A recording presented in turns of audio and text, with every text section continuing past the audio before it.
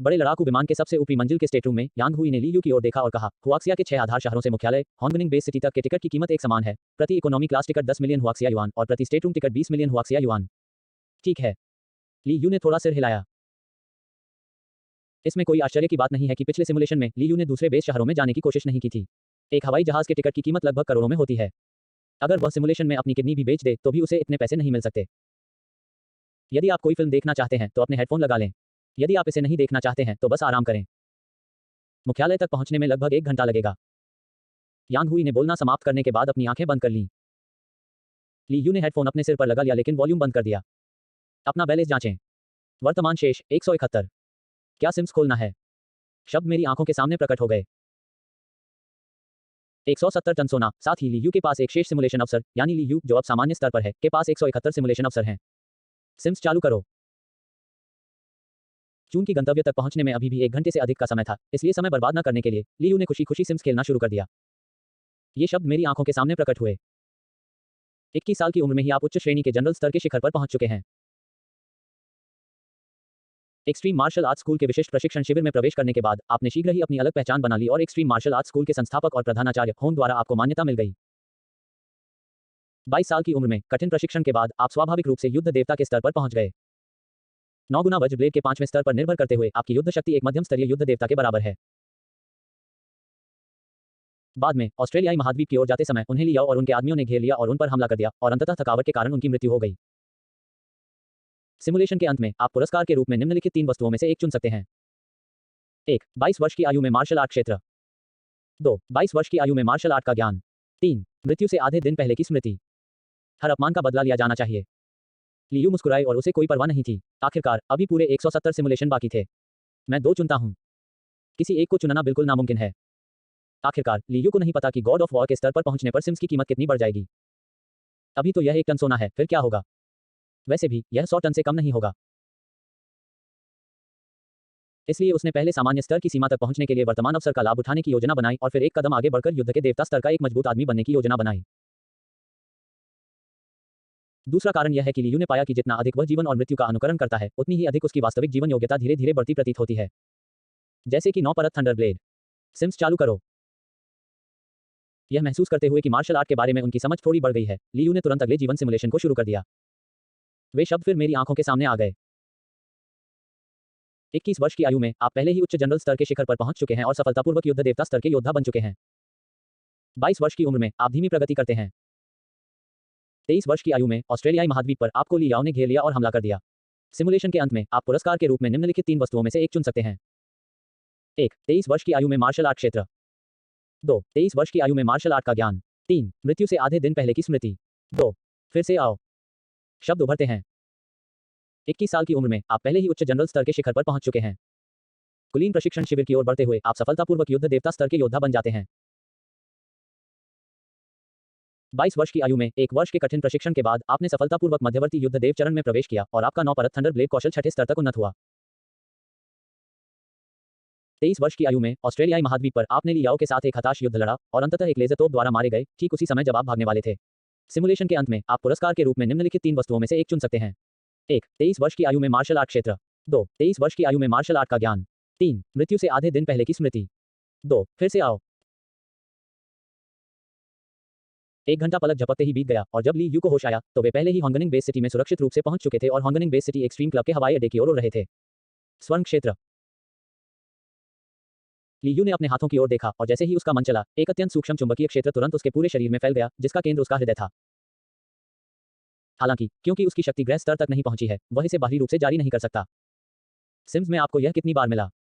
ली you ने मन ही मन बुदबुदाया। वह विमान में 1 घंटे से ज्यादा समय से लगातार जीवन का अनुकरण कर रहा था। आखिरी अनुकरण के दौरान उसे अचानक सोने का साम्राज्य दिखाई दिया और वह दंग रह गया। आखिरकार मूल उपन्यास में हांग और लेइशेन के ग्रह स्तर पर अपने अपने क्षेत्र थे और उन्हें ब्रह्मांड में सर्वोच्च प्रतिभा माना जाता था। तो सामान्य स्तर पर उनकी क्या स्थिति थी? यद्यपि मेरा यह स्वर्णिम क्षेत्र केवल एक प्रोटोटाइप ही माना जा सकता है। अपना बैलेंस जांचें। वर्तमान शेष 17। क्या सिम्स खोलना है? 154 सिम्स। कुल मिलाकर यह लगभग 1000 वर्ष है। ऐसा लगता है कि अधिक बार मरने से वास्तव में किसी की प्रतिभा बढ़ सकती है। 9 परत वाले थंडर ब्लेड का 7वां स्तर, स्वर्ण क्षेत्र का प्रोटोटाइप। मेरी वर्तमान युद्ध शक्ति युद्ध देवता के स्तर की होनी चाहिए, है ना? लियू ने सिम्स को 154 बार खेला और हर बार उसने मार्शल आर्ट की बारीकियां चुनी। उसे इसे समझने में थोड़ा समय लगा, लेकिन कई महत्वपूर्ण विकल्पों पर गौर करने के बाद उसने कुछ हिचकिचाहट के साथ अपनी युद्ध शक्ति का स्तर तय किया। आखिरकार मूल कार्य के अनुसार हॉर्न केवल 7वें ग्रह स्तर पर है, लेकिन अपने स्वयं के डोमेन पर भरोसा करते हुए वह ग्रह स्तर पर अजेय हो सकता है। लेकिन ली यू का वर्तमान डोमेन केवल एक प्रोटोटाइप है और इसे बाहरी रूप से जारी भी नहीं किया जा सकता है। यह निश्चित रूप से हॉर्न के संपूर्ण डोमेन जितना अच्छा नहीं है,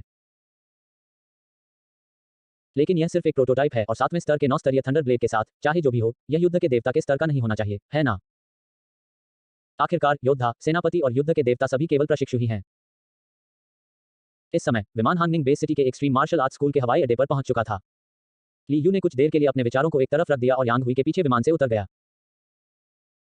फिर वह एक्सट्रीम मार्शल आर्ट स्कूल की विशेष कार पर सवार हो गए, जो कैडिलैक का विस्तारित संस्करण था। एक्सट्रीम मार्शल आर्ट स्कूल के विशिष्ट प्रशिक्षण शिविर में जाएं। अध्याय 56 चेतना संवेदन हेलमेट कृपया पढ़ें और अनुशंसित करें। महान निर्वाण काल के दौरान संग्रहालय के मालिक ने इस भूमि पर एक आधार शहर का एक सरल प्रोटोटाइप स्थापित करने के लिए अनुयायियों के एक समूह को लाया और कई शरणार्थियों को उनके साथ शामिल होने के लिए आमंत्रित किया। जैसे जैसे समय बीतता गया, होंगनिंग आधार शहर अधिक से अधिक पूर्ण होता गया। विस्तारित कैडिलैक सेडान में लियू ने खिड़की से बाहर होंगनिंग बेस सिटी को देखा, जबकि यांग हुई ने मुस्कुराते हुए लियू को इसका परिचय दिया। मालिक की वजह से हमारा होंगनिंग बेस शहर दुनिया का सबसे सुरक्षित बेस शहर भी है। अब तक किसी भी राजा स्तर के राक्षस ने होंगनिंग बेस सिटी की सीमाओं के भीतर पैर रखने की हिम्मत नहीं की है। यह बात बोलते हुए यांग हुई का चेहरा आत्मविश्वास से भरा हुआ था। ली यू ने भी अपनी स्वीकृति दिखाने के लिए थोड़ा सिर हिलाया। पृथ्वी पर सबसे शक्तिशाली राक्षस गहरे समुद्र में तथाकथित सम्राट स्तर का राक्षस है। इसकी शक्ति लगभग मध्य से लेकर अंतिम ग्रह स्तर तक है। हालांकि हान की शक्ति केवल अंतिम ग्रह स्तर तक ही सीमित नहीं है, बल्कि उसका एक संपूर्ण क्षेत्र भी है। बाबाटा के शब्दों में यह ग्रह स्तर पर एक अजेय अस्तित्व है। पृथ्वी पर यह एक ऐसा खिलाड़ी है जो मानक के दायरे से पूरी तरह परे है। शक्ति के पूर्ण दमन के अंतर्गत स्वाभाविक रूप से कोई भी राजा स्तर का राक्षस मृत्यु की तलाश में नहीं आएगा। हम प्रशिक्षण शिविर में हैं, चलो बस से उतरें। जब वे बातें कर रहे थे, तभी कार एलीट ट्रेनिंग कैंप के प्रवेश द्वार पर पहुंच गई। यांग हुई ने ट्रेनिंग कैंप पर एक नजर डाली, कार का दरवाजा खोला और नीचे उतर गई। लियू भी उनके पीछे पीछे चल रहा था। जैसे ही वे प्रशिक्षण शिविर में दाखिल हुए, एक विशाल ड्रैगन की मूर्ति नजर आई। लगभग 50 मीटर लंबे इस राक्षस की नजर लियू पर टिकी थी, जो अभी अभी गेट में दाखिल हुआ था। एक अंधेरी आभा तुरंत हवा में भर गई और दमनकारी हो गई। लियू को पता था कि ऐसा इसलिए था क्योंकि ड्रैगन के आकार की मूर्ति में जानवरों की आंखों की जोड़ी एक ऐसे स्तर या राजा स्तर राक्षस की आंखें थीं, जिसे हॉर्न द्वारा मारे जाने के बाद वहां रखा गया था। यह काले ड्रैगन की मूर्ति पूरी तरह से कीमती सामग्री से बनी है, लेकिन सबसे कीमती हिस्सा इसकी आंखें हैं। लियू की नजरें काले ड्रैगन की मूर्ति पर गड़ी देखकर यांग हुई मुस्कुराई और उसका परिचय देते हुए बोली, यह एक ऐसे रैंक का काला ड्रैगन है जो ज्वालामुखी से पैदा हुआ था। इसे मालिक ने मारकर अंदर रखा था। जब इन्हें पहली बार डिजाइन किया गया था, तो उन्होंने जानबूझकर ड्रैगन की आंखों को इस स्थिति में रखा था, मुख्य द्वार की ओर। इसलिए पहली बार प्रवेश करने वाले नए लोग, यदि वे ऊपर देखते हैं, तो अनिवार्य रूप से ड्रैगन की आंखों में देखेंगे और उनकी आभा से भयभीत होंगे। यह कहने के बाद यांग हुई अचानक मुस्कुराई।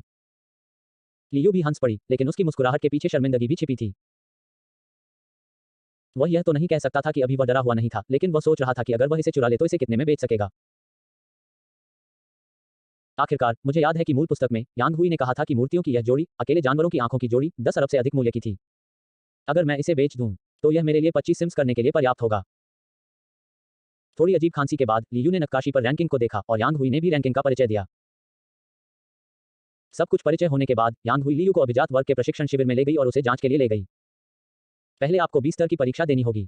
परीक्षा पास करने के बाद ही आप एलीट प्रशिक्षण शिविर में प्रवेश पा सकेंगे, अन्यथा आपको बुनियादी प्रशिक्षण शिविर में भेज दिया जाएगा। चेक इन प्रक्रिया के दौरान यांग हुई ने उसे याद दिलाया, तो बेहतर होगा कि आज तुम इधर उधर भागो मत। कल दोपहर को मैं तुम्हें 20 स्तर की परीक्षा के लिए ले जाऊंगा। ठीक है। ली यू ने थोड़ा सिर हिलाया। फिर उसने यांग हुई को जाते हुए देखा। एक पल के लिए लियू अटारी में एकमात्र व्यक्ति बचा था। यद्यपि हॉन्ग चीनी है और विशेष रूप से प्राचीन चीनी स्थापत्य शैली का शौकीन है, यहाँ फर्नीचर और उपकरण सभी प्राचीन शैली में हैं। सौभाग्य से सभी आवश्यक आधुनिक उपकरण अभी भी उपलब्ध हैं, जैसे socket strips, electric light, water heater आदि, और प्रत्येक व्यक्ति को एक लैपटॉप भी दिया गया है। लेकिन ली यू के लिए यह पर्याप्त है। आखिरकार वह उस प्रकार का व्यक्ति नहीं है जो भौतिक सुखों का पीछा करता है। दूसरी मंजिल पर उठकर गर्म पानी से स्नान करने के बाद लियू दूसरी मंजिल की बालकनी की रेलिंग पर लेट गई और प्रशिक्षण शिविर को देखने लगी। सच कहें तो हरियाली और सौंदर्य के मामले में योद्धा समुदाय भी इस विशिष्ट प्रशिक्षण शिविर से कहीं अधिक खराब है। 10 मिनट से ज्यादा बालकनी में बैठने के बाद लियू मुड़ा और बेडरूम में चला गया। उसने पहले आनुवंशिक ऊर्जा का अभ्यास किया और देर रात तक आराम नहीं किया।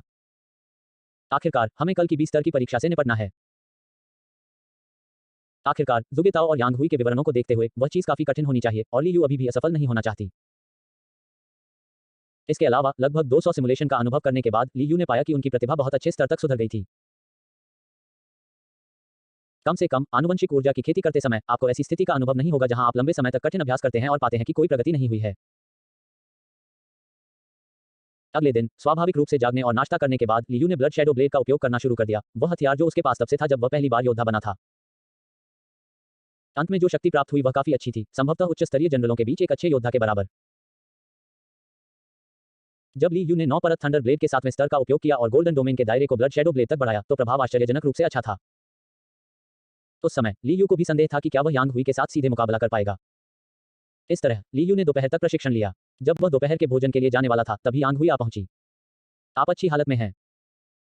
यांग हुई प्रशिक्षण कक्ष में गया और ली यू को प्रशिक्षण लेते देखा। वह मुस्कुराया और बोला, अपना सामान समेटो और मेरे पीछे 9वीं मंजिल पर आओ। ठीक है। ली यू ने थोड़ा सिर हिलाया, थोड़ी देर नहाया, कुछ साधारण कपड़े पहने और यांग हुई के पीछे 9वीं मंजिल की ओर चल पड़ा। अंदर जाने पर विचित्र बाहरी दृश्य को देखकर आधुनिक तकनीक का आभास होता है। फर्श, दीवारें और छत सभी कठोर मिश्र धातु से बने हैं। 9वीं मंजिल पर जाओ। लिफ्ट में प्रवेश करने के बाद यांग हुई ने सीधे 9वीं मंजिल के लिए बटन पर क्लिक किया और फिर ली यू को 9वीं मंजिल पर लॉबी में ले गया। फिर वह खाली हॉल से होकर गहरे कमरे में प्रवेश कर गया। यह एक चेतना संवेदी हेलमेट है। यह आपकी चेतना को एक आभासी स्थान में प्रवेश करने की अनुमति देता है। सिमुलेशन की डिग्री 100% है। कमरा बिल्कुल खाली था, केवल 2 सोफे थे जिन पर 2 हेलमेट रखे थे जो हल्की नीली रोशनी से चमक रहे थे। यांग हुई ने भी परिचय शुरू करने का अवसर लिया। लियू आगे बढ़ा, एक गहरे नीले रंग का हेलमेट उठाया, उसे अपने हाथ में लिया और ध्यान से देखा। एक आभासी वास्तविकता सेंस हेलमेट। वह अपने पिछले जीवन में लंबे समय से इस चीज की प्रतीक्षा कर रहा था, लेकिन समय के माध्यम से यात्रा करते समय भी यह चीज अभी भी वीआर चश्मे के स्तर पर ही रहती है। एक बार जब आप आभासी स्थान में प्रवेश कर लेंगे तो हम आपको 20 स्तर की परीक्षा देने के लिए ट्रायल टॉवर में प्रवेश करने देंगे। सीधे ही लगा दो। मेरे पीछे आओ। यांग हुई की बात खत्म होने के बाद वह सोफे पर बैठ गया। हेलमेट पहनने से पहले उसने ली यू को गंभीरता से याद दिलाया, हेलमेट पहनते ही तुम्हारी चेतना आभासी दुनिया में प्रवेश कर जाएगी। घबराओ मत। ली यू को सिर हिलाते देख यांग हुई ने भी सिर हिलाया और हेलमेट पहन लिया। पारदर्शी कांच के पैनल के नीचे उसकी आंखें तुरंत धुंधली हो गईं। ली यू ने गहरी सांस ली और अपना हेलमेट पहन लिया। यह उनके जीवन में पहली बार है कि उन्होंने आभासी दुनिया में प्रवेश किया है। यह कुछ ऐसा है जो आपने पहले कभी नहीं देखा होगा, है ना? अध्याय 57, खेल में सफलता, 20 स्तर की परीक्षा उत्तीर्ण, अनुवर्ती पठन और अनुशंसा बोर्ड की अपेक्षा। यह जिस क्षण उसने चेतना संवेदन हेलमेट पहना, लियू ने महसूस किया कि उसका मन अचानक स्तब्ध हो गया, मानो उसकी दृष्टि, श्रवण और स्पर्श तुरंत बंद हो गए हों। जब वह पुनः होश में आया तो उसके सामने, उसके बगल में खड़ी यांग हुई के अलावा चांदी की भूमि का एक विशाल विस्तार दिखाई दिया। ऊपर देखने पर अनगिनत तारों से प्रकाश के छोटे छोटे कण परावर्तित हो रहे थे। क्या यह आभासी स्थान है?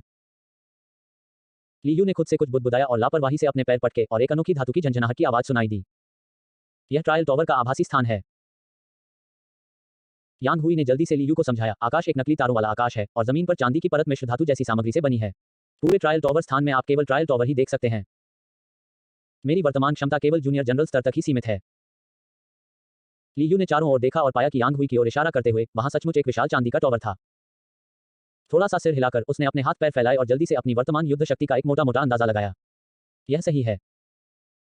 केवल चेतना ही आभासी अंतरिक्ष में प्रवेश कर सकती है और फिर आभासी अंतरिक्ष स्वचालित रूप से एक भौतिक शरीर को कॉन्फ़िगर कर देगा। इस शरीर के भौतिक गुण एक समान हैं। मारक क्षमता 10,000 किलोग्राम है, गति 150 मीटर प्रति सेकंड है तथा तंत्रिका प्रतिक्रिया की गति एक कनिष्ठ योद्धा के उत्कृष्ट स्तर पर है। ली यू ने थोड़ा सिर हिलाया। जब शारीरिक फिटनेस एक समान होती है तो इससे वास्तव में किसी व्यक्ति के युद्ध में वास्तविक स्तर का बेहतर पता लगाया जा सकता है, आध्यात्मिक गुरु को छोड़कर। आखिरकार मनोविज्ञानियों के लिए मानसिक शक्ति दुश्मन से लड़ने का उनका मुख्य साधन है और आभासी स्थान में प्रवेश करके केवल चेतना में प्रवेश किया जा सकता है, लेकिन मानसिक शक्ति प्रवेश नहीं कर सकती है, इसलिए उनके युद्ध प्रभावशीलता पर प्रभाव बहुत बड़ा है। लेकिन ली यू के लिए यह हानिरहित था।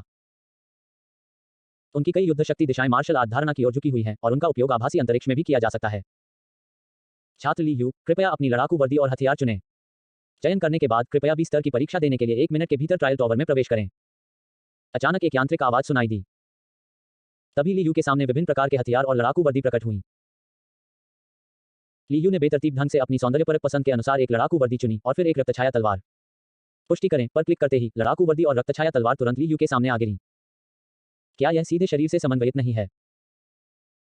ली यू ने खुद से कुछ कहा लेकिन जल्दी से उसे पहन लिया, फिर ट्रायल टॉवर का दरवाजा खोला और अंदर चला गया। ली यू, मैं आपकी सफल वापसी की कामना करता हूं। यांग हुई ने मुस्कुराते हुए कहा, जैसे कि उसे इस बात की बिल्कुल भी चिंता नहीं थी कि ली यू परीक्षा पूरी नहीं कर पाएगी।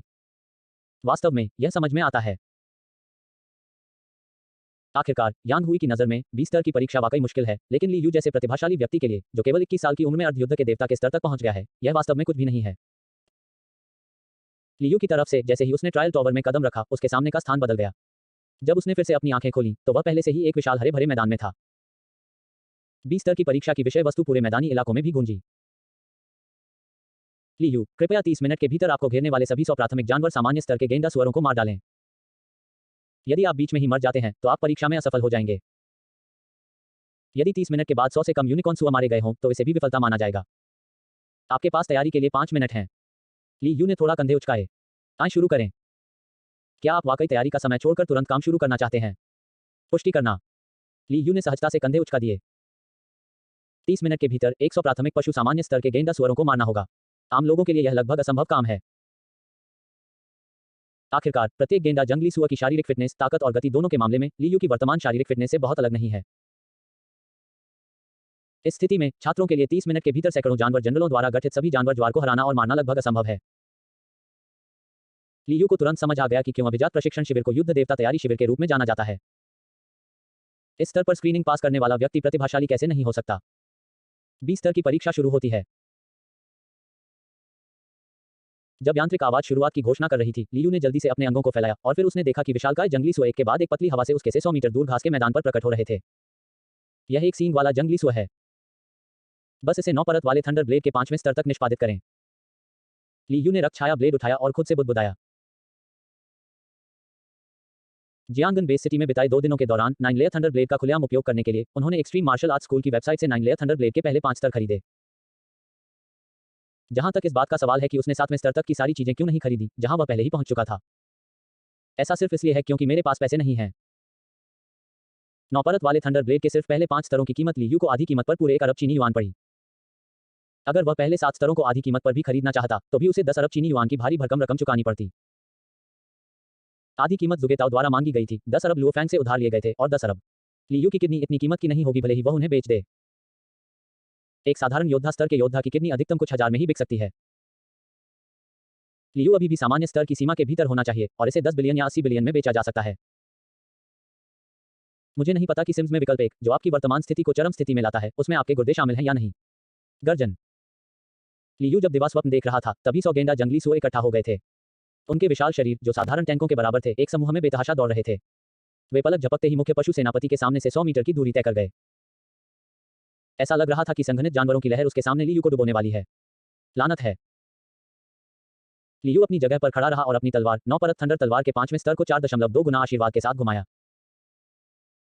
सबसे पहले आगे बढ़ने वाले 4 एक सींग वाले जंगली सुअरों की गर्दन से तुरंत ही रक्त की धुंध फूट पड़ी। यह पुनर्तः करारी हार थी। जब दोनों पक्षों के बीच ताकत का अंतर बहुत अधिक हो, तो मात्रा का एकमात्र अर्थ समय की लंबाई होता है।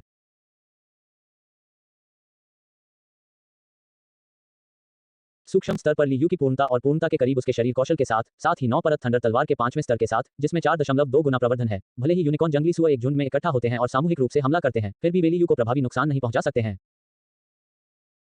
इसके विपरीत ली यू की तलवार के प्रत्येक वार से एक या कई गेंडा जंगली सुअर आसानी से मारे जा सकते थे। इस स्थिति में ली यू को किसी भी समस्या पर विचार करने की जरूरत नहीं थी। उसे बस अपनी इच्छानुसार रक्त छाया ब्लेड घुमाना था और उसकी आंखों के सामने रक्त की धुंध की धाराएं प्रकट हो जाती। ली यू ने जब आखिरी एक सींग वाले सुअर को मार डाला, तो यांत्रिक ध्वनि फिर से गूंजी, जो घास के मैदान में गूंज उठी। 6 मिनट और 30 सेकंड में सभी 100 यूनिकॉर्न सुअर मारे गए हैं। बधाई हो छात्र ली यू, आपने 20 स्तर की परीक्षा उत्तीर्ण कर ली है। क्या अब यह स्वीकृत हो गया है? ली यू ने लापरवाही से रक्त छाया ब्लेड को जमीन में डाल दिया और आकाश की ओर देखा। छात्र ली यू, 5 सेकंड में आप स्वचालित रूप से वर्चुअल स्पेस छोड़ देंगे। कृपया तैयार रहें। अध्याय 58, एक्सट्रीम मार्शल आर्ट्स स्कूल से चेतावनी, महीने के अंत में उपलब्ध। हालांकि वर्तमान में कुलीन प्रशिक्षण शिविर में केवल 180 से अधिक लोग हैं, उनमें से प्रत्येक मूल रूप से 5 प्रमुख शक्तियों और एचआर गठबंधन के विभिन्न परिवारों से संबंधित है। ली यू और यांग हुई साथ साथ 9 मंजिला इमारत से बाहर निकले। यांग हुई ने धीमी आवाज में धीरे से कहा, इनमें पोलेनास परिवार के सदस्य भी शामिल हैं। मुझे पता है ली यू, तुम में बहुत प्रतिभा है। अपनी 20वीं की उम्र में तुम्हारी युद्ध शक्ति युद्ध के देवता के बराबर होगी। तुम्हारे लिए युद्ध देवता का स्तर अंत नहीं है। तुम्हारे लिए एक पार्षद स्तर का महाशक्ति बनने की भी बड़ी आशा है, जो युद्ध देवता से भी आगे निकल जाए। लेकिन यह सब इस आधार पर है कि आप उस समय तक जीवित रह सकते हैं। कोई भी प्रतिभा चाहे कितनी भी बड़ी क्यों न हो, अगर उसे विकसित होने से पहले ही दबा दिया जाए तो वह धूल के ढेर के अलावा कुछ नहीं रह जाएगी। ठीक वैसे ही जैसे अगर तुम अभी मुझसे मौत तक लड़ो तो मैं तुम्हें 3 चालों में मार सकता हूं। ली यू ने थोड़ा सिर हिलाया। यांग हुई को भी स्पष्ट रूप से पता था कि उसने ली वेई की हत्या की है। अन्यथा बोलेनास परिवार का विशेष रूप से विस्तार से वर्णन नहीं किया जाता, लेकिन यह सामान्य है। चरम मार्शल आर्ट स्कूल के विशेष दूत के रूप में यांग हुई को उसी स्तर के युद्ध देवता योद्धाओं में औसत से ऊपर माना जाता है। उसके लिए ये बातें जानना उचित है। जहां तक उसके इस दावे का सवाल है कि वह मुझे 3 चालों में आसानी से खत्म कर सकता है। ली यू ने कंधे उचका दिए और कुछ नहीं कहा। क्या तुम्हें पता है कि अब तुम्हारे सिर की कीमत कितनी है? ली यू के शांत भाव को देखकर यांग हुई ने अपना सिर हिलाया और फिर मुस्कुराते हुए कहा, युद्ध देवता महल में ली याओ ने आपके सिर पर 20 अरब चीनी युआन का इनाम रखा है। यदि आप उसे जीवित पकड़ लेते हैं तो वह आपको इसका दोगुना देगा। तो फिर मैं काफी मूल्यवान हूं। ली यू ने मुस्कुराते हुए यांग हुई को जवाब दिया और साथ ही इसे अपनी छोटी नोटबुक में लिख लिया। 40 बिलियन, जब समय आएगा तो क्या यह उचित नहीं होगा कि मानसिक क्षति के लिए दोगुना मुआवजा न दिया जाए? ली याओ को मरना ही होगा, इसमें कोई शक नहीं। चाहे वह ली यू के हाथों मरे या लुओ फैंग के हाथों, उसकी मौत तो तय है। हालांकि जब समय आएगा तो हम इस घटना पर पोलेनास परिवार के साथ चर्चा कर सकते हैं। बाद में प्रशिक्षण शिविर में सरकारी सेना, एचआर गठबंधन के प्रमुख परिवार और कुछ विशेष संगठन निश्चित रूप से आपको भर्ती करने आएंगे, आपको धन, सुंदर महिलाएं, शक्ति और अन्य प्रलोभन देने का वादा करेंगे। लेकिन आपको याद रखना चाहिए कि इन सब का आधार यह है कि आप उन्हें पर्याप्त लाभ पहुंचा सकें। एक योद्धा के रूप में आप जो लाभ ला सकते हैं वह स्वाभाविक रूप से शक्ति है। इसलिए आपको इन सुझावों पर बहुत अधिक ध्यान देने की आवश्यकता नहीं है। आपको प्रशिक्षण शिविर में केवल एक चीज पर ध्यान केंद्रित करने की आवश्यकता है और वह है प्रशिक्षण शिविर में रैंकिंग में ऊपर चढ़ने के लिए कड़ी मेहनत करना। आपकी रैंकिंग जितनी ऊंची होगी, आपको उतने ही बेहतर लाभ मिलेंगे। यही वह बात है जिसका प्रशिक्षण शिविर में आप सहित 183 प्रशिक्षु अनुसरण कर रहे हैं। ली यू ने यांग हुई की ओर इशारा करते हुए दिशा में देखा और काले ड्रैगन की नक्काशी के बाद रैंकिंग देखी। प्रथम स्थान, रेनाटियस ब्रिज 5,30,321। आप कौन सा कोड नाम चुनने जा रहे हैं? ली यू को सिर हिलाते देख यांग हुई ने अगला कदम उठाया। आज 26 मार्च है। प्रशिक्षण शिविर में शामिल होने की आपकी आधिकारिक तिथि 1 अप्रैल होगी। इसका मतलब है कि आपके कोड नेम के पहले 4 अंक 5,704 होने चाहिए। अंतिम 2 अंकों के लिए यह आप पर निर्भर है। आखिरकार आप ही एकमात्र सदस्य हैं जो अब तक अप्रैल में शामिल हुए हैं। ली यू ने थोड़ा सिर हिलाया, अचानक एक संख्या बताई और जवाब दिया, तो चलो 01 के साथ चलते हैं। 01। यांग हुई ने कंधे उचकाए और हल्के से सिर हिलाया। आपका स्टूडेंट कोड 5,70,401 कंफर्म हो गया है। बाकी प्रक्रियाएं चल रही हैं। ली यू ने थोड़ा सिर हिलाया और फिर यांग हुई के नेतृत्व में इमारतों के एक परिसर में चली गई। उसी समय काले ड्रैगन की नक्काशी के पीछे 183वां नाम दिखाई दिया। Number 183, Li Yu 5,70,401। एक क्षण में ही विश्व के विशेषाधिकार प्राप्त वर्ग को यह खबर मिल गई। इन विशेषाधिकार प्राप्त वर्गों में युद्ध देवता स्तर के योद्धा, विशेष सरकारी विभागों के नेता तथा मानव संसाधन गठबंधन में दर्जनों महत्वपूर्ण परिवारों के प्रमुख लोग शामिल हैं। इनमें ली याओ भी शामिल हैं। बूम! शीशे के टूटने की आवाज सुनाई दी। कुर्सी पर बैठे ली याओ के चेहरे पर उदासी छा गई और उनके पूरे शरीर से एक घुटन भरी जानलेवा आभा निकल रही थी। वह वास्तव में अभिजात वर्ग के प्रशिक्षण शिविर में एक छात्र बनने में कामयाब रहा। ली याओ ने अपनी मुट्ठियां भींच लीं और उस कांच के प्याले को, जिसे उसने अभी अभी चून-चून किया था, कुचल दिया। उसने घृणा से कहा, फिर मेज की ओर देखा जहां ली यू के सारे रिकॉर्ड और जानकारी रखी थी। भक्षण करने वाले तारों वाले आकाश में उसका मूल शरीर, बचपन से वयस्कता तक के उसके विभिन्न अनुभव, साथ ही उसके रिश्तेदार आदि सभी इसमें दर्ज हैं। भले ही आप अभिजात वर्ग के प्रशिक्षण शिविर के सदस्य बन जाएं, मैं आपसे कभी भी बदला नहीं ले पाऊंगा, लेकिन आपकी अभी भी 2 बहनें हैं। ली याओ का चेहरा क्रूर था और उसकी आंखों में पागलपन का आभास था, लेकिन तर्क के दमन के तहत वह अंततः तर्कसंगतता की ओर मुड़ गया। आखिरकार वह युद्ध देवता के उच्च स्तर पर एक शक्तिशाली योद्धा है, जिसके पीछे शक्ति है, और क्योंकि उसकी पत्नी बोलेनास परिवार के कुलपति की बहन है, वह चीनी क्षेत्र में एचआर एलायंस के कार्यकारी अध्यक्ष भी हैं। कुछ हद तक यह पोलेनास परिवार के दृष्टिकोण का प्रतिनिधित्व करता है। बेशक ली वेई जैसे परिणामों पर विचार न करना असंभव है। हालांकि इससे ली याओ की नफरत दूर नहीं हो सकी। इसके अलावा नियम लोगों द्वारा बनाए जाते हैं और जब तक वे लोगों द्वारा बनाए जाते हैं तब तक उनका पूर्ण होना असंभव है। वे एक्सट्रीम मार्शल आर्ट स्कूल के लड़ाकों के परिवार हैं। कोई भी जल्दबाजी भरी कार्रवाई सिर्फ हमें ही प्रभावित करेगी। एक्सट्रीम मार्शल आर्ट स्कूल का प्रकोप बोलेनास परिवार बर्दाश्त नहीं कर सकता। लेकिन अगर हम धर्मनिरपेक्ष दृष्टिकोण से शुरुआत करें तो एचआर एलायंस के नेटवर्क, संपर्कों और शक्ति के साथ हम उस क्षेत्र को आसानी से प्रभावित कर सकते हैं जहां ली यू का परिवार रहता है। हम बिना कोई शोर मचाए उसकी दोनों बहनों को न तो जिंदा और न ही मरा हुआ ऐसी स्थिति में पहुंचा सकते हैं। जैसे ही उसने यह बात कही, ली याओ की आवाज दांत पीसने जैसी हो गई। कोई ली जू और ली यू को निशाना बनाना चाहता है। जियांगन बेस सिटी एक्सट्रीम क्लब मुख्यालय कार्यालय में झूगे ताओ अपनी कुर्सी पर सीधे बैठे थे और उनकी भौहें थोड़ी सिकुड़ी हुई थीं। कहने की जरूरत नहीं है, यह ली याओ और विनीना के लोग ही होंगे। हर गलती का एक अपराधी होता है। उसे योद्धा के परिवार पर हमला करना होगा। यह ली याओ। झुगिताओ ने सिर हिलाया। जैसी कि उम्मीद थी, गलत नाम के अलावा कोई गलत उपनाम नहीं था। गिद्ध बिच्छू, पहली नजर में तो यह कोई अच्छी बात नहीं लग रही थी। मुझे याओ लोगों को बताना होगा। कुछ शब्द बुदबुदाने के बाद झुगिताओ ने फोन उठाया और एक नंबर डायल किया। हालांकि उसे जियांगन बेस सिटी एक्सट्रीम क्लब के 4 दिग्गजों में से एक माना जाता था, लेकिन आखिरकार वह एक सामान्य स्तर का योद्धा ही था। लियाओ जैसे उच्च स्तरीय युद्ध देवता स्तर के योद्धा के सामने वह निश्चित रूप से अपने आप में शक्तिहीन हो जाता। जिस व्यक्ति को उसने बुलाया था वह उसका समर्थक था, उसका भाई जो युद्ध का मध्यम स्तर का देवता था, उसका असली भाई। जुगिताओ का भाई भी असहाय था। वह एक उच्च स्तरीय युद्ध देवता था और उसके पास ब्लैक गॉड पोशाक भी थी, जो उसकी क्षमता से परे थी। वह केवल जुगेताओ के उदाहरण का अनुसरण कर सकता था और अपने वरिष्ठों को खबर बता सकता था ताकि वे समाधान पर विचार कर सकें। लियू की दोनों बहनों की 24 घंटे गुप्त रूप से सुरक्षा के लिए किसी को भेजें और यह सुनिश्चित करें कि वे जियांगन बेस सिटी से बाहर न जा सकें। पिछली बार जैसी स्थिति फिर कभी न होने दें। हाँ, इंस्पेक्टर।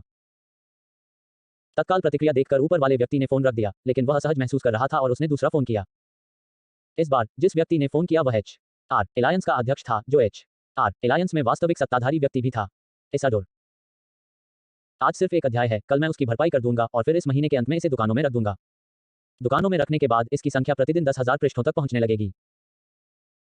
अध्याय 59 ड्रैगन ब्लड, कृपया पढ़ें और अनुशंसित करें। जियांगनान मंडप। यांग हुई की आकृति आंखों से ओझल हो गई। ली यू ने सामने प्राचीन बगीचे की ओर देखा। उस पर 3 चीनी अक्षर जियांगन मंडप छपे थे। हाँ, यह जियांगन मंडप है। यांग हुई ने हल्के से सिर हिलाया। इस जगह का नाम बेस सिटी के नाम पर रखा गया है। जियांगन पवेलियन, जैसा कि नाम से पता चलता है, जियांगन बेस सिटी में रहने वाले छात्रों के लिए है। वर्तमान में जियांगन पवेलियन में 2 छात्र रह रहे हैं और आप जियांगन पवेलियन में रहने वाले तीसरे छात्र हैं। ली यू ने थोड़ा सिर हिलाया और फिर यांग हुई को फिर से अपनी आवाज कम करते हुए सुना। गर्म अनुस्मारक, वर्तमान में जियांगन मंडप में रहने वाले 2 छात्रों में से सबसे मजबूत को शी जियांग कहा जाता है और उसकी लड़ाकू शक्ति कमजोर नहीं है। मुझे भी उन्हें हराने का विश्वास नहीं है, इसलिए आपको उनसे दोस्ती करने पर ध्यान देना चाहिए। ली यू ने फिर से थोड़ा सिर हिलाया। उसके मन में अब भी इन बातों का कुछ असर था। शी जियांग एक मध्यम स्तर का युद्ध देवता स्तर का योद्धा था, यांग हुई के ही स्तर का। स्वाभाविक था कि यांग हुई को उससे जीतने का भरोसा नहीं था। यह शी जियांग वर्तमान में कुलीन प्रशिक्षण शिविर में शीर्ष 5 में स्थान पर है और उसकी ताकत संभवतः मध्य स्तरीय युद्ध देवता स्तर पर है। बात बस इतनी है कि मैंने युद्ध के देवता की उपाधि प्राप्त करने की कोशिश नहीं की। आखिरकार, जब तक आपकी योद्धा स्थिति युद्ध के देवता के स्तर पर नहीं है, तब तक आप प्रशिक्षण शिविर में रह सकते हैं। यह कहा जा सकता है कि पूरे प्रशिक्षण शिविर में शीर्ष 30 के पास वास्तविक युद्ध क्षमताएं हैं जो मूल रूप से गॉड ऑफ वॉर के स्तर की हैं। ली यू ने कंधे उचका दिए और परवाह नहीं की। यद्यपि इस प्रकार का छात्र बिना कुछ किए शौचालय पर कब्जा करता हुआ प्रतीत होता है, लेकिन यह भी बहुत यथार्थवादी है। आखिरकार, प्रशिक्षण शिविर में खुद को प्रशिक्षित करने के लिए निश्चित संसाधन होते हैं, लेकिन जब आप बाहर जाते हैं तो आपको अपने दम पर लड़ना पड़ता है। यदि ली यू उनकी जगह होते तो वे भी जाने से पहले 5 साल तक संसाधनों का उपयोग करना चुनते। इसमें आलोचना करने लायक कुछ भी नहीं है। ऐसी परिस्थितियों में भी लगातार शीर्ष 5 में स्थान पाने में सक्षम शी जियांग की प्रतिभा की केवल कल्पना ही की जा सकती है। भले ही वह अब स्नातक हो जाए, फिर भी चाहे वह किसी भी गुट में शामिल हो जाए, उसे अब भी सर्वोत्तम उपचार मिल सकता है। उदाहरण के लिए, यदि वह मेरे एक्सट्रीम मार्शल आर्ट स्कूल में शामिल हो जाता है, तो उसे आसानी से जियांगन बेस सिटी स्कूल के अध्यक्ष का पद मिल सकता है। बोलते समय यांग हुई ने धीरे से आह भरी, वह थोड़ा भावुक हो गया। उसकी वर्तमान ताकत लगभग शी जियांग के समान ही है, लेकिन उसे जो उपचार मिलता है वह बिल्कुल अलग है। इसका मूल कारण यह है कि यांग हुई की उम्र 50 के आसपास है, जबकि शी जियांग की उम्र 30 से कम है। यदि हम उसे कुछ और वर्ष देते हैं, तो जब वह प्रशिक्षण शिविर छोड़ेगा, तो उसके लिए सीधे युद्ध के देवता से ऊपर, यानी सेनेटर के स्तर पर पदोन्नत होना और सीधे चरम मार्शल आर्ट स्कूल का निरीक्षक बनना असंभव नहीं है। Shi Jiang, Zhao Ruo. बातें करते करते दोनों एक आंगन में पहुंच गए। ऊपर देखा तो वहां 3 अटारियां थीं। यांग हुई ने दरवाजा धक्का देकर खोला और आंगन में चली गई। चारों ओर सन्नाटा देखकर यांग हुई चिल्लाई, मैं यहां हूं। एक महिला की आवाज सुनाई दी और ली यू ने आवाज की दिशा में देखा और एक ढीली नाइटगाउन पहने हुए छोटे बालों वाली लड़की दिखाई दी। अगला छात्र। तभी सामने अटारी से एक आकृति नीचे कूदी। वह काले रंग के प्रशिक्षण कपड़े पहने एक युवक था। यह अवश्य ही शी जियांग होगा। और नाइटगाउन में छोटे बालों वाली लड़की यांग हुई द्वारा उल्लिखित झाओ रुओ होनी चाहिए। ली यू, यंगज़हौ सिटी, जियांगन बेस सिटी, कृपया मुझे भविष्य में अपना मार्गदर्शन दें। आपका स्वागत है, आइए साथ मिलकर प्रगति करें। शी जियांग, जियांगन बेस सिटी का मुख्य शहरी क्षेत्र। शी जियांग पहले तो विनम्र दिखे, फिर उन्होंने गहरी आवाज में अपना परिचय दिया। झाओ रुओ, सुचेंग, जियांगनान बेस सिटी से। झाओ रुओ भी नीचे कूद गया और ली यू को देखा, थोड़ा उत्साहित लग रहा था। आज से वह आपके साथ जियांगन पवेलियन में रहेगा। यांग हुई रुकी, फिर बोली, तुम दोनों को उसकी देखभाल करनी होगी। चिंता मत करो। झाओ रुओ ने अपनी छाती थपथपाई और गंभीरता से शपथ ली। झाओ रुओ के यहां होने से जियांगन मंडप से किसी को छूने की हिम्मत कौन कर सकता है? ठीक है, तो फिर मैं पहले निकलूंगा। यांग हुई ने खंडन नहीं किया, बस मुस्कुराई और मुंह फेर लिया। फिर झाओ रुओ के मार्गदर्शन में वे तीनों उस अटारी में दाखिल हुए जहां झाओ रुओ रहती थी, जो पश्चिम की ओर थी। कुल मिलाकर 3 जियांगन मंडप हैं। शी जियांग बीच वाले में रहते हैं, झाओ रुओ पश्चिम वाले में रहते हैं और ली यू स्वाभाविक रूप से पूर्व की अटारी में रहते हैं। मैं नहीं जानता कि कुलीन प्रशिक्षण शिविर में शामिल होने के बाद लुओफेंग कहां रहेगा। यहाँ केवल 3 अट्टालिकाएं हैं और ऐसा लगता है कि जब इनका निर्माण किया गया था तो उन्हें यह उम्मीद नहीं थी कि एक आधार शहर में एक ही समय में प्रशिक्षण शिविर में 3 से अधिक लोगों को समायोजित किया जा सकेगा। तो शायद मुझे ली यू के साथ एक ही घर में रहना पड़ेगा। आखिरकार झाओ रुओ और शी जियांग उपयुक्त नहीं है। अन्य बातों को एक तरफ रखते हुए अकेले पूर्व की उपस्थिति लुओफेंग के लिए उपयुक्त नहीं है। मैं ये नहीं कह सकता कि वो बदसूरत है। हालांकि उसके बाल छोटे हैं पर उसका फिगर बहुत छोटा है। उसके सांवले रंग और छोटी आंखों को नजरअंदाज कर दें तो वो असल में बुरी नहीं है। जहां तक लुओफेंग की बात है तो ऐसा लगता है कि उसे पड़ोस की शुद्ध किस्म की लड़की पसंद है। जहां तक शी जियांग की बात है, अगर उसके पास कोई विकल्प न होता तो लुओफेंग उसके साथ रहने में कोई आपत्ति नहीं करता। लेकिन आखिरकार लुओफेंग ली यू को जानता था और उनके बीच अच्छे संबंध थे, इसलिए यह स्पष्ट था कि किसे चुनना है। ली यू, कृपया बैठ जाओ और शर्माओ मत। झाओ रुओ बहुत उत्साहित था। अटारी की पहली मंजिल पर बने लिविंग रूम में दोनों का स्वागत करने के बाद उसने लापरवाही से पे की 3 बोतलें निकाली, ली यू और शी जियांग की ओर फेंकी और खुद भी एक खोल ली। मैं यहाँ 1955 में आया था और वरिष्ठ भाई शी जियांग यहाँ 1953 में आए थे, जो आपसे बहुत पहले था। झाओ रुओ ने अपने पे का एक घूंट लिया और मुस्कुराया। 53, 55, 57 सभी जियांगन बेस सिटी से हैं, यह भी एक तरह का भाग्य है। शी जियांग भी मुस्कुराया और हंसना जारी रखा। किसने कहा कि ऐसा नहीं है? अब से मैं आप वरिष्ठ भाइयों और बहनों पर भरोसा रखूंगा कि आप मेरी अच्छी देखभाल करेंगे। ली यू ने थोड़ा सिर हिलाया और हंसते हुए कहा। जहां तक जियांग ने 1953 में प्रशिक्षण शिविर में प्रवेश करने का सवाल है, उस समय को देखते हुए वह इस वर्ष 57 वर्ष के हैं और स्नातक होने वाले हैं, लेकिन यांग हुई ने कहा कि वह अभी भी कुछ और वर्षों तक टिक सकते हैं। क्योंकि अभिजात वर्ग प्रशिक्षण शिविर के अंतर्गत एक बुनियादी प्रशिक्षण शिविर भी होता है। अभिजात प्रशिक्षण शिविर के 2/3 सदस्यों को बुनियादी प्रशिक्षण शिविर के माध्यम से पदोन्नत किया गया। और शी जियांग बिल्कुल वैसा ही है। जहां तक झाओ रुओ का सवाल है, उसे पर्दे के पीछे की ताकतों द्वारा भेजा गया था। ली यू, जब तुम बाद में अपने कमरे में वापस आओगी तो प्रशिक्षण शिविर में दिए गए लैपटॉप को चालू करना याद रखना। शी जियांग ने याद दिलाया, लैपटॉप में एक दस्तावेज है जिसमें प्रशिक्षण शिविर में प्रशिक्षुओं के लिए निर्देश हैं।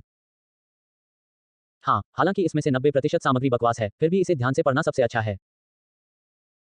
झाओ रुओ ने भी यही कहा, विशेष रूप से अंकों के बारे में सामग्री, जो सबसे महत्वपूर्ण है। क्योंकि प्रशिक्षण शिविर में आपको मिलने वाला उपचार पूरी तरह से प्रवेश द्वार पर ब्लैक ड्रैगन रैंकिंग पर निर्भर करता है। आपके अंक जितने अधिक होंगे, आपकी रैंकिंग उतनी ही ऊंची होगी और आपके मासिक लाभ भी उतने ही बेहतर होंगे। इसके बाद झाओ रुओ और शी जियांग ने ली यू को संक्षेप में बताया कि अंक कैसे प्राप्त करें और पुरस्कारों की सामान्य सामग्री क्या है। अंत में रैंकिंग में सबसे नीचे कुछ दुर्लभ संसाधनों की बात करें तो असली युद्ध देवता स्तर के योद्धा भी ईर्ष्या करेंगे। यही कारण है कि युद्ध देवताओं जैसी शक्ति वाले कई छात्र अभी भी यहीं रहते हैं। झाओ रुओ के उदाहरण के लिए हमारे वरिष्ठ भाई शी जियांग कहने के बाद वे तीनों चुपचाप मुस्कुरा दिए। दोनों को विदा करने के बाद ली यू पूर्वी अटारी में चला गया और अपने अध्ययन कक्ष में प्रवेश किया। जिस चीज ने मेरा ध्यान आकर्षित किया वह न केवल एक नोटबुक थी, बल्कि एक काले रंग का लकड़ी का बक्सा भी था। लकड़ी के बक्से को खोलने पर फोम से जुड़ी एक टेस्ट ट्यूब दिखाई देती है। परखनली में सुनहरा रक्त होता है, जो परखनली के आयतन का लगभग 1/3 भाग घेरता है। अध्याय 60 दोहरी खुशी, एक अध्याय बाकी। ड्रैगन रक्त। ली यू ने लापरवाही से लकड़ी के बक्से से एक टेस्ट ट्यूब निकाली और उसे फ्लोरोसेंट रोशनी के सामने रखा। प्रकाश के अपवर्तन के तहत शायद इसके मूल्य से प्रभावित होकर ली यू ने महसूस किया कि टेस्ट ट्यूब में सुनहरा रक्त एक अकथनीय सुंदरता दिखाता है। इस चीज की कीमत पूरे 80 अरब डॉलर है। ली यू ड्रैगन के खून का इस्तेमाल करना जानता था, इसलिए उसे लकड़ी के बक्से के नीचे दिए गए निर्देशों पर ध्यान देने की जरूरत नहीं पड़ी। वह उसे लेने की तैयारी के लिए सीधे अटारी में बने गुप्त कमरे में चला गया। छात्रों के निर्देशों के संबंध में क्या कहा जाए? यह कब अलग दिखता है? मेरी वर्तमान मुक्का मारने की क्षमता 40,000 किलोग्राम से अधिक है। यदि सिम्स के उपयोग से वास्तविकता प्रभावित नहीं होती है तो इसे दोगुना करके लगभग 100,000 किलोग्राम कर दीजिए। गुप्त कमरे में ली यू ने अपने हाथ में ड्रैगन का खून पकड़ा हुआ था, उसके दिमाग में हजारों विचार थे। उसने द सिम्स में कई बार ड्रैगन ब्लड का इस्तेमाल किया है, लेकिन हर बार उसका असर और भी बुरा होता गया है। पहली बार जब उसने ड्रैगन ब्लड का इस्तेमाल किया तो उसकी क्षमता में लगभग 100% की बढ़ोतरी हुई, लेकिन दूसरी बार जब उसने द सिम्स में इसका इस्तेमाल किया तो यह बढ़ोतरी 10% से भी कम रही। बाद वाली बात का तो जिक्र ही नहीं। लेकिन वास्तविक दुनिया में ली यू ने कभी ड्रैगन रक्त का उपयोग नहीं किया है और उसे नहीं पता कि इसका क्या प्रभाव होगा यदि इसे दोगुना कर दिया जाए। ली यू की पंचिंग पावर लगभग 100,000 किलोग्राम होगी। 5.6 गुना की शक्तिशाली वृद्धि के साथ 9 परत थंडर तलवार के 7वें स्तर के साथ ली यू को विश्वास है कि वह यांग हुई को हरा सकता है। आखिरकार शारीरिक रूप से स्वस्थ एक मध्यम स्तर के युद्ध देवता की मारक क्षमता सामान्यतः 128,000 से 256,000 किलोग्राम होती है। लियू की मूल पंचिंग शक्ति लगभग 100,000 है और 9 लेयर थंडर ब्लेड में 5.6 गुना वृद्धि हुई है, जो 560,000 किलोग्राम है। उच्च स्तरीय मध्य स्तरीय युद्ध देवता यांग हुई से निपटना उसके लिए कोई समस्या नहीं होनी चाहिए। आखिर 128,000 से 256,000 किलोग्राम की रेंज भी तो बुनियादी मारक क्षमता है। युद्ध का कौन सा मध्यम स्तरीय देवता कुछ युद्ध रहस्यों को नहीं जानता। भले ही यह 9 परत वाले थंडर ब्लेड जितना शक्तिशाली न हो, आधी शक्ति पर भी यह लगभग 600,000 या 700,000 तक प्रहार कर सकता था। लियू का आत्मविश्वास मुख्यतः उसके स्वर्णिम क्षेत्र के प्रारंभिक स्वरूप से उपजा था। होंग और लेई शेन, जिनके पास ग्रह स्तरीय डोमेन है, को एक आयाम न्यूनीकरण आक्रमण माना जा सकता है। लियू, जो प्रशिक्षु स्तर पर है, के पास एक डोमेन है, भले ही वह केवल एक प्रोटोटाइप ही क्यों न हो, जो उसे एक या दो छोटे दायरे पार करने में मदद कर सकता है। लियू को लगता है कि यह बाल्टी में एक बूंद मात्र है। अब और बात करने का कोई मतलब नहीं है, बस कोशिश करो। तहखाने में लियू जमीन पर लेटा हुआ था, उसके बाएं हाथ में ड्रैगन के खून से भरी एक परख नली थी। फिर उसने कॉक निकाला और अचानक एक अनोखी खुशबू फैल गई। इसका वर्णन करना कठिन है, लेकिन इसकी महक मात्र से ही लियू को पूरी तरह सुन्नापन महसूस हुआ। फिर उसने टेस्ट ट्यूब को थोड़ा सा झुकाया, जिससे ड्रैगन का खून उसकी छाती पर आ गया। फिर उसने टेस्ट ट्यूब को एक तरफ रख दिया और जल्दी से अपने हाथों से ड्रैगन का खून अपने पूरे शरीर पर लगा लिया। तभी मुझे महसूस हुआ कि मेरा पूरा शरीर हल्का गर्म होने लगा है, मानो त्वचा के नीचे स्थित रक्तवाहिकाओं और शिरोबिंदुओं में गर्म धारा प्रवाहित हो रही हो। इतना ही। लियू थोड़ा निराश लग रहा था। उसे जो जानकारी मिली थी, उसके अनुसार पहली बार जब उसने ड्रैगन का खून लगाया था, तो यह प्रक्रिया बहुत दर्दनाक होनी चाहिए थी और यहां तक कि लोगों को बेहोश भी कर सकती थी। लेकिन यद्यपि तापमान अभी भी थोड़ा बढ़ रहा है, फिर भी यह स्वीकार्य सीमा के भीतर है। ऐसा नहीं होना चाहिए। तुम्हें पता है, ड्रैगन का खून पीने वाले आमतौर पर मध्यम से उच्च स्तर के योद्धा होते हैं। इस स्तर के योद्धाओं को दर्द से बेहोश कर देना कितना भयानक होगा। लेकिन अब यह केवल कहा जा सकता है कि लियू ने वास्तव में इसका उपयोग करने का समय अब नहीं है। वोक। लियू ने अभी अपने विचार समाप्त भी नहीं किए थे कि उसने महसूस किया कि उसके शरीर में गर्मी तेजी से बढ़ रही है, मानो उसने उसके शब्द सुन लिए हों। तापमान भी तेजी से बढ़ा। इसके साथ ही तीव्र दर्द भी होता है। यह ऐसा है जैसे लाखों चींटियां आपके शरीर के हर हिस्से को काट रही हों। यदि लियू को इसका वर्णन करना होता, लियू बस इतना कहना चाहती थी कि लिंची बिल्कुल ऐसी ही थी। क्योंकि दर्द अभी भी तेजी से बढ़ रहा है। लुओ फैंग कैसे बच गया? लियू ने दर्द सहन किया, उसका चेहरा पीला पड़ गया और वह कसम खाने से खुद को नहीं रोक सका। यदि उसके पास 100 से अधिक जीवन सिमुलेशन न होते, जिससे अप्रत्यक्ष रूप से उसकी सहनशक्ति और लचीलेपन में सुधार हुआ होता, तो लियू को लगता था कि दर्द बढ़ने पर वह बेहोश हो जाएगा। वाह, मजा दोगुना हो गया। लियू का चेहरा गंभीर था, वह धीरे धीरे खड़ा हुआ और पालथी मारकर बैठ गया। दर्द एक अच्छी चीज है। आखिरकार, इससे केवल यही साबित हो सकता है कि लियू वास्तविकता और द सिम्स में एक ही लीग में नहीं है। एक प्रयास, दोहरी खुशी। यह दर्द के लायक है। उसके माथे पर पसीने की बूंदें लुढ़क गईं। जैसे जैसे समय बीतता गया, लियू ने यह भी चाहा कि उसके शरीर में कोई संवेदना ही न रहे। इससे बहुत दर्द होता है। लेकिन 100 से अधिक नकली जीवन के अनुभवों के बाद उसकी सहनशक्ति और लचीलापन एक ऐसे स्तर पर पहुंच गया है जहां अन्य लोग शायद ही पहुंच पाते हैं। इसलिए जब ड्रैगन का खून समाप्त हो जाता है, तब भी वह बेहोश नहीं होता है। आखिरकार यह खत्म हो गया। लियू जमीन पर लेट गया, उसका पूरा शरीर बड़ा आकार ले रहा था, मानो वह गिर पड़ा हो। लेकिन मुस्कुराहट बहुत संतोषजनक थी। अब मुझे कम से कम 80,000 किलोग्राम का भार उठाना होगा। क्योंकि वह बेहोश नहीं हुआ और जागता रहा, लियू ने स्पष्ट रूप से महसूस किया कि उसके शरीर की प्रत्येक कोशिका ड्रैगन के रक्त में निहित ऊर्जा को खा रही थी और रूपांतरित होने लगी थी। परिवर्तन प्रक्रिया के दौरान शरीर से बेकार अशुद्धियां भी बाहर निकल जाती हैं। परिवर्तन के दौरान शरीर की गुणवत्ता अत्यंत तीव्र गति से सुधरती है। पहले स्नान कर लो। लियू लगभग 10 मिनट तक बेसमेंट में जमीन पर एक बड़े की तरह लेटा रहा, फिर होश में आया। वह धीरे से उठा और सीधा बाथरूम में चला गया। आखिरकार, उसकी त्वचा अब उसके शरीर द्वारा उत्सर्जित अशुद्धियों से ढकी हुई है। इस बात को, कितना बदबूदार बैच है। नहाने के बाद लियू अध्ययन कक्ष में वापस आया, अपना लैपटॉप खोला, एक कुर्सी पर बैठ गया और ध्यान से पढ़ना शुरू कर दिया। जैसा कि झाओ रुओ ने कहा, इसका 90% हिस्सा बकवास था, लेकिन लियू को अधिकांश महत्वपूर्ण चीजों का कुछ आभास था, इसलिए उसने जल्दी से उन्हें स्कैन किया और उस भाग की ओर मुड़ गया जिसमें उसकी रुचि थी। अंक। शुरुआत में लियू को लगा कि यह स्को अभिजात वर्ग के प्रशिक्षण शिविर में बहुत महत्वपूर्ण होना चाहिए, लेकिन छात्र निर्देशों में स्को के बारे में जानकारी पढ़ने के बाद बिना अंक के यह बिल्कुल भी काम नहीं करेगा। लियू ने आह भरी। यह सच है। प्रशिक्षण शिविर में साधना में सहायता करने वाले किसी भी कार्य के लिए मूलतः अंकों का भुगतान करना पड़ता है। कुछ ऐसे बिंदु भी हैं जिनका उपयोग नहीं किया जा सकता और उनके लिए एक संगत रैंकिंग की आवश्यकता होती है, जैसे कि गुरुत्वाकर्षण कक्ष। ब्लैक ड्रैगन रैंकिंग में आपकी रैंकिंग जितनी ऊंची होगी, आपको उतना ही अधिक समय आवंटित किया जाएगा। इसके अलावा, यदि हर महीने प्रथम स्थान पाने वाला व्यक्ति 9 शीर्ष स्थान अर्जित करता है, तो उसे ड्रैगन रथ का एक भाग प्राप्त होगा। यह सही है, यह ड्रैगन का खून था जिसे लियू ने अभी-अभी इस्तेमाल किया था, जिसकी कीमत पूरे 80 बिलियन थी। इसके अलावा, आप होंग या लेई शेन से कोई भी गुप्त पुस्तक, कोई भी स्तर या व्यक्तिगत निर्देश भी प्राप्त कर सकते हैं। यह देखकर ली यू ने अपनी ठोड़ी को छुआ और गहरी सोच में पड़ गया। मुझे नहीं पता कि मैं इस अवसर को सोने के बदले में बदल सकता हूं या नहीं। दुनिया के सबसे ताकतवर आदमी होंग का व्यक्तिगत मार्गदर्शन और 1000 टन सोना, क्या यह बहुत ज्यादा नहीं है? एक प्रतिभाशाली योद्धा के रूप में जिसने सोने के क्षेत्र को समझ लिया है, क्या मेरे लिए यह अनुचित है कि मुझे अपने अभ्यास में सहायता के लिए सोने की आवश्यकता हो? अध्याय 61। क्या आजकल के सभी युवा इतने विकृत हो गए हैं? कृपया पढ़ें और सुझाव दें। सिम्स चालू करो। यह पुष्टि करने के बाद कि ड्रैगन रक्त का प्रभाव समाप्त हो गया है, लियू अपने मन में आदेश जारी करने के लिए इंतजार नहीं कर सका। वह इस बात को लेकर काफी उत्सुक था कि अब जब वह युद्ध के देवता के स्तर पर पहुंच गया है तो सिम्स में उसका प्रदर्शन कैसा होगा वगैरह। युद्ध के देवता स्तर। लियू ने कुछ सोचा था और उसकी अभिव्यक्ति अचानक सुस्त हो गई। उसके शरीर का मूल गुना 80,000 किलोग्राम तक पहुंच गया है और युद्ध देवता स्तर के योद्धा की माप सीमा 64,000 किलोग्राम से 128,000 किलोग्राम की मूल छिद्रण शक्ति है। यानी अब मैं युद्ध के देवता स्तर का सच्चा योद्धा हूं। इसलिए अपर्याप्त बैलेंस सिम्स खोलने में असमर्थ। निश्चित रूप से मेरे दिमाग में एक क्रूर यांत्रिक आवाज गूंज रही थी। क्या आप जीवन सिम्युलेटर का उपयोग जारी रखना चाहते हैं? वर्तमान में एक बार उपयोग करने पर इसकी कीमत 100 स्वर्ण है। वर्तमान शेष 17। एक बार में 100 टन। ली यू चुप था। वह नहीं जानता था कि उसे खुश होना चाहिए या नहीं, क्योंकि सिम्स के उपयोग में वृद्धि कम हो रही है। जब एक अर्ध योद्धा योद्धा क्षेत्र में प्रवेश करता है तो जीवन अनुकरण की कीमत 1000 चीनी युआन से बढ़कर 1 मिलियन चीनी युआन हो जाती है, जो कि 1000 गुना वृद्धि है।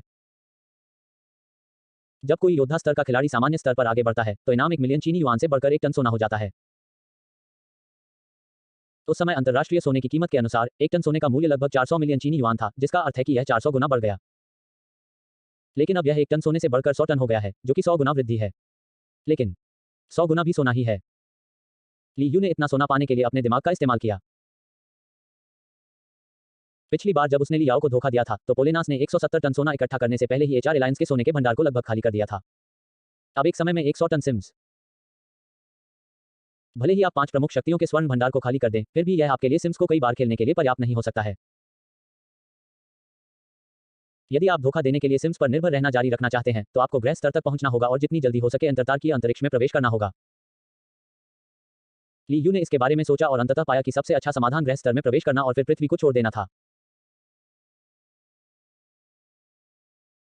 क्योंकि पृथ्वी की प्लेट बहुत छोटी है और संसाधन बहुत कम है, एक समय में जीवन का अनुकरण करने की लागत 100 टन है, जिसका अर्थ है कि भले ही ली यू पृथ्वी पर सभी प्रमुख बलों को साफ कर दे, वह जीवन का अनुकरण करने की अपनी जरूरतों को पूरा करने में सक्षम नहीं होगा।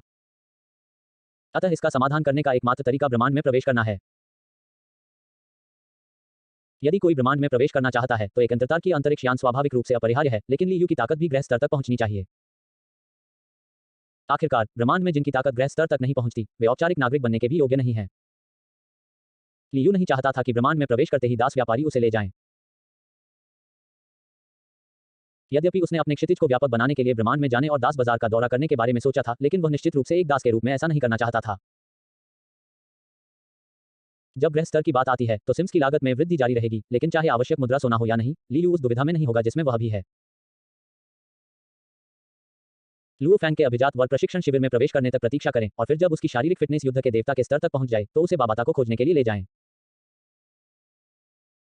तब तक प्रतीक्षा करो जब तक वह यूनमो स्टार की विरासत प्राप्त नहीं कर लेता और फिर उसे ब्लैक ड्रैगन माउंटेन अंतरिक्ष यान खोजने के लिए ले जाओ और पृथ्वी छोड़ दो। ली यू ने तुरंत निर्णय लिया और यह लुओ फैंग को अपनी शारीरिक फिटनेस को तेजी से सुधारने में मदद कर सकता है। ली यू ने अपने बगल में पड़ी खाली टेस्ट ट्यूब की ओर देखा। ड्रैगन रक्त। पहले प्रयोग से उपयोगकर्ता की शारीरिक फिटनेस लगभग दोगुनी हो सकती है। मूल उपन्यास में ड्रैगन रक्त का एक हिस्सा लेने के बाद लुओ फैंग की युद्ध शक्ति युद्ध के देवता के स्तर तक बढ़ गई और उनकी मानसिक शक्ति युद्ध के उच्च स्तरीय देवता के बराबर थी। लुओ फैंग जल्द ही एलीट प्रशिक्षण शिविर में पहुंच जाएगा। उसके यहां आने से पहले थोड़ा ड्रैगन का खून ले लेते हैं। ली यू ने थोड़ा सिर हिलाया, फिर अभिजात वर्ग प्रशिक्षण शिविर द्वारा वितरित नोटबुक को देखा जिसमें ड्रैगन रक्त प्राप्त करने का तरीका बताया गया था। यदि आप हर महीने प्रथम स्थान पर आते हैं और 9 बार जमा होते हैं तो आपको 80 अरब चीनी युआन मूल्य का ड्रैगन रक्त का एक टुकड़ा मिल सकता है। पास अगला अधिकतम 9 महीने। 9 महीने बाद सिटी लॉर्ड लुओ ने जल्दी ही उड़ान भर ली। जब ट्रायल टॉवर स्तर 5 तक पहुंच जाता है तो आप एक्सट्रीम मार्शल आर्ट्स हॉल के इंस्पेक्टर का पद और 80 बिलियन चीनी युआन मूल्य के ड्रैगन रक्त का एक टुकड़ा प्राप्त कर सकते हैं। पास। वह पर्याप्त मजबूत नहीं है। आखिरकार इस पद के लिए सिद्धांत रूप में ग्रह स्तर तक पहुंचने के लिए ताकत की आवश्यकता होती है, जिसे पृथ्वी पर युद्ध देवता और सेनेटर के स्तर से परे की स्थिति कहा जाता है। इस समय ली यू की ताकत एक साधारण उच्च स्तरीय युद्ध देवता के बराबर थी। इसके बाद जो कुछ बचा है वह यह है कि हम चार्ट पर प्रतिस्पर्धा करके अपनी क्षमता दिखाएं। ली यू ने मन ही मन कुछ बुदबुदाया, फिर थोड़ा सा सिर हिलाया। ली यू ने 7 बजे तक प्रशिक्षण कक्ष में मार्गदर्शन तकनीकों का अभ्यास किया और फिर झाओ रुओ और शी जियांग ली यू को स्वागत पार्टी में आमंत्रित करने आए। पार्टी में, जैसा कि यांग हुई ने पहले कहा था, कई ताकतें ली यू को भर्ती करने की कोशिश कर रही थीं। इसमें चीनी सेना के सदस्य HR एलायंस के सदस्य और कुछ विशेष बल शामिल हैं, जैसे कि भाड़े के संगठन। भाड़े के संगठन के प्रतिभाशाली सदस्य एक्सट्रीम मार्शल आर्ट्स स्कूल के विशिष्ट प्रशिक्षण शिविर में प्रवेश कैसे कर सकते हैं। ली यू को इसमें कोई दिलचस्पी नहीं थी। उसे हैरानी इस बात की थी कि HR एलायंस से कोई उसे भर्ती करने आया था। क्या वे नहीं जानते कि उन्होंने बोलेनास परिवार के लिए याओ के इकलौते बेटे और उसकी पत्नी को मार डाला है। आपको इस बारे में चिंता करने की जरूरत नहीं है। हालांकि बोलेनास परिवार HR एलायंस के 9 प्रमुख परिवारों में से एक है, लेकिन वे चीन में एक हाथ से आसमान नहीं ढक सकते। राजधानी के वांग परिवार से ताल्लुक रखने वाला यह प्रतिभाशाली व्यक्ति ली यू के सामने खड़ा था और आत्मविश्वास से भरा हुआ था। ली यू ने कंधे उचका दिए और उसे कोई परवाह नहीं थी। उन्हें मानव संसाधन गठबंधन की प्रकृति की सामान्य समझ थी। यदि पोलेनास ने उन्हें ऐसा विनिमय प्रस्ताव दिया जिसे वे अस्वीकार नहीं कर सकते थे, तो ये कुलीन परिवार निश्चित रूप से उसे बेचने वाले पहले व्यक्ति होंगे। यहां तक कि जब कोई व्यक्ति नीचे गिरा हो तो उसे लात मारना भी असंभव नहीं है। सेना की भर्ती सरल और सीधी थी।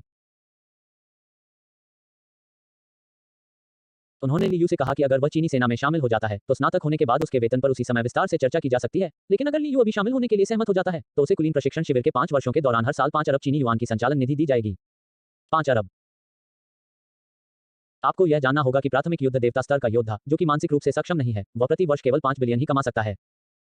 भाई, मैं अभी ट्रेनिंग कैंप में आया हूं। इन बातों पर मैं थोड़ी देर बाद फैसला करूंगा। ली यू ने थोड़ा सिर हिलाया और हंसते हुए कहा, ठीक है, अपनी ताकत बढ़ाना सबसे जरूरी है। अगर तुम कभी चीनी सेना में शामिल होना चाहो तो मुझे जरूर बताना। ठीक है, वरिष्ठ भाई। अगले दिन झाओ रुओ ने ली यू को विशिष्ट प्रशिक्षण शिविर के विभिन्न कार्यों और स्थानों का संक्षिप्त परिचय दिया और फिर उसे जियांगन मंडप में वापस ले गए। एक लंबी युवती पालथी मारकर बैठी थी, शायद किसी का इंतजार कर रही थी। मैं टीचर जियांग हूं। वह आपके प्रशिक्षण शिविर के अगले 5 वर्षों के लिए आपकी प्रशिक्षक होंगी। झाओ रुओ ने महिला की ओर इशारा किया और उसका परिचय कराया। नमस्ते, शिक्षक जियांग।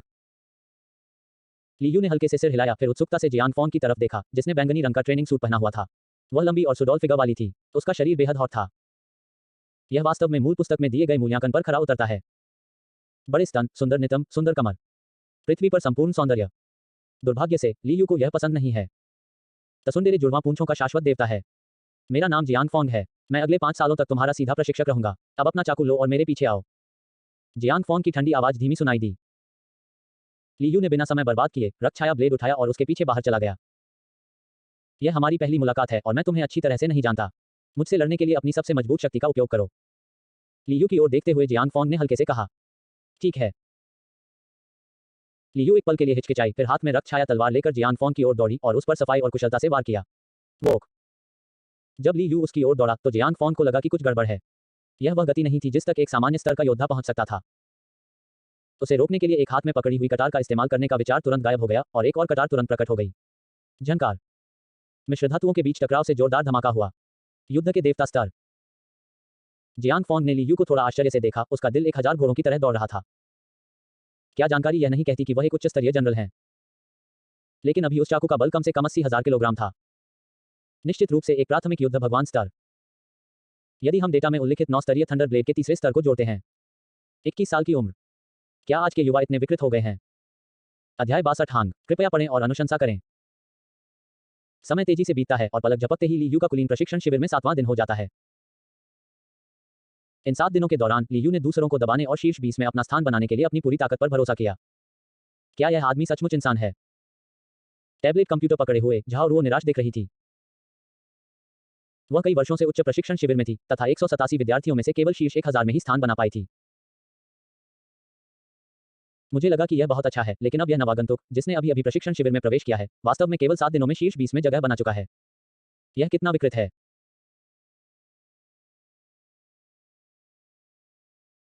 मूल रूप से जियांग फॉन्ग घटना को एक प्रस्तावना के रूप में देखते हुए झाओ रुओ की ली यू के लिए उम्मीदें बढ़ रही थी, लेकिन वह सिर्फ यह सोच रही थी कि वह अल्पावधि में शीर्ष 50 में प्रवेश कर सकता है, 1 वर्ष के भीतर शीर्ष 30 में और 3 से 5 वर्षों के बाद शायद वह शी जियांग की तरह शीर्ष 5 में प्रवेश कर सकता है। आखिरकार अभिजात वर्ग के प्रशिक्षण शिविर में शीर्ष 50 में मूल रूप से युद्ध देवता स्तर के ताकतवर लोगों के साथ सीधे लड़ने की क्षमता है और शीर्ष 30 युद्ध देवता स्तर से अलग नहीं है।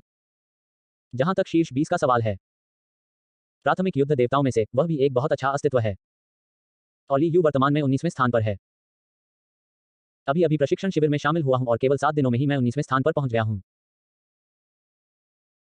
प्रशिक्षण शिविर में एक ऊंची इमारत की छत पर काले लड़ाकू वर्दी में एक व्यक्ति ने काले ड्रैगन की नक्काशी पर रैंकिंग को देखा और गहरी सोच में डूब गया। अगर उसे सही से याद है तो प्रशिक्षण शिविर के इतिहास में केवल 5 लोग ही ऐसे थे जो पहले महीने में शीर्ष 100 में जगह बना पाए थे, और उन 5 लोगों में से 4 उच्च स्तरीय युद्ध देवता बन गए और उनमें से एक सेनेटर बन गया जिसने युद्ध देवता के स्तर को पार कर लिया। तो फिर ली यू कितनी दूर तक बढ़ेगी? मालिक को सूचित करें, यह मेरी क्षमता से बाहर है। आदमी ने अपना सिर हिलाया, फिर उसका शरीर जम गया और गायब हो गया। शाम को ली यू ने प्रशिक्षण शिविर वाहन का पीछा करते हुए प्रशिक्षण शिविर तक वापस आ गई और रैंकिंग को देखा। 19 बुरा नहीं है, देखते हैं कि मैं इस महीने नंबर 1 पर पहुंच पाता हूं या नहीं। ली यू ने कंधे उचका दिए, यह नहीं दर्शाया कि उसे बहुत परवाह है।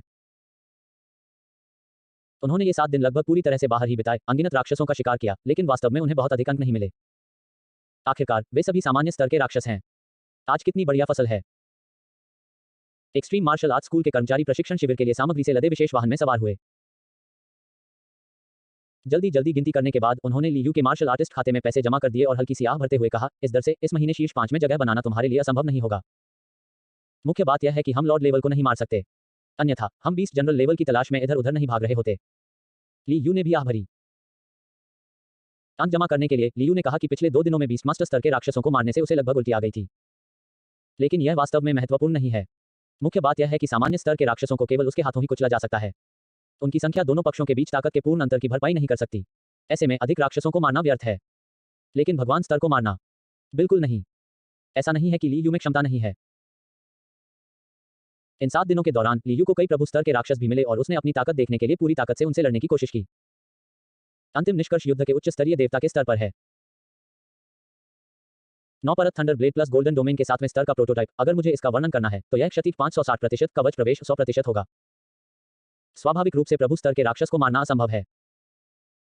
मुख्य कारण यह है कि किसी व्यक्ति को मारने के बाद उसे भुनाना मुश्किल होता है। आखिरकार यह हांगिंग बेस सिटी है, एक्सट्रीम मार्शल आर्ट्स स्कूल का मुख्यालय, और यह अभिजात वर्ग के प्रशिक्षण शिविर का क्षेत्र भी है। इसे गुमनाम रूप से बेचने के लिए एचआर एलायंस ढूंढना असंभव है। यदि इसे एक्सट्रीम मार्शल आर्ट्स स्कूल को बेच दिया जाता है तो ली यू के मार्शल आर्टिस्ट का स्तर तुरंत युद्ध के देवता के स्तर पर सुधारा जाएगा। फिर आप सीधे विशिष्ट प्रशिक्षण शिविर से स्नातक हो सकते हैं। आप सचमुच अद्भुत हैं। ली यू को जियांगन मंडप में लौटते देख झाओ रुओ जल्दी से उसके पास गई, उसे अंगूठा दिखाया और आश्चर्यचकित हो गई।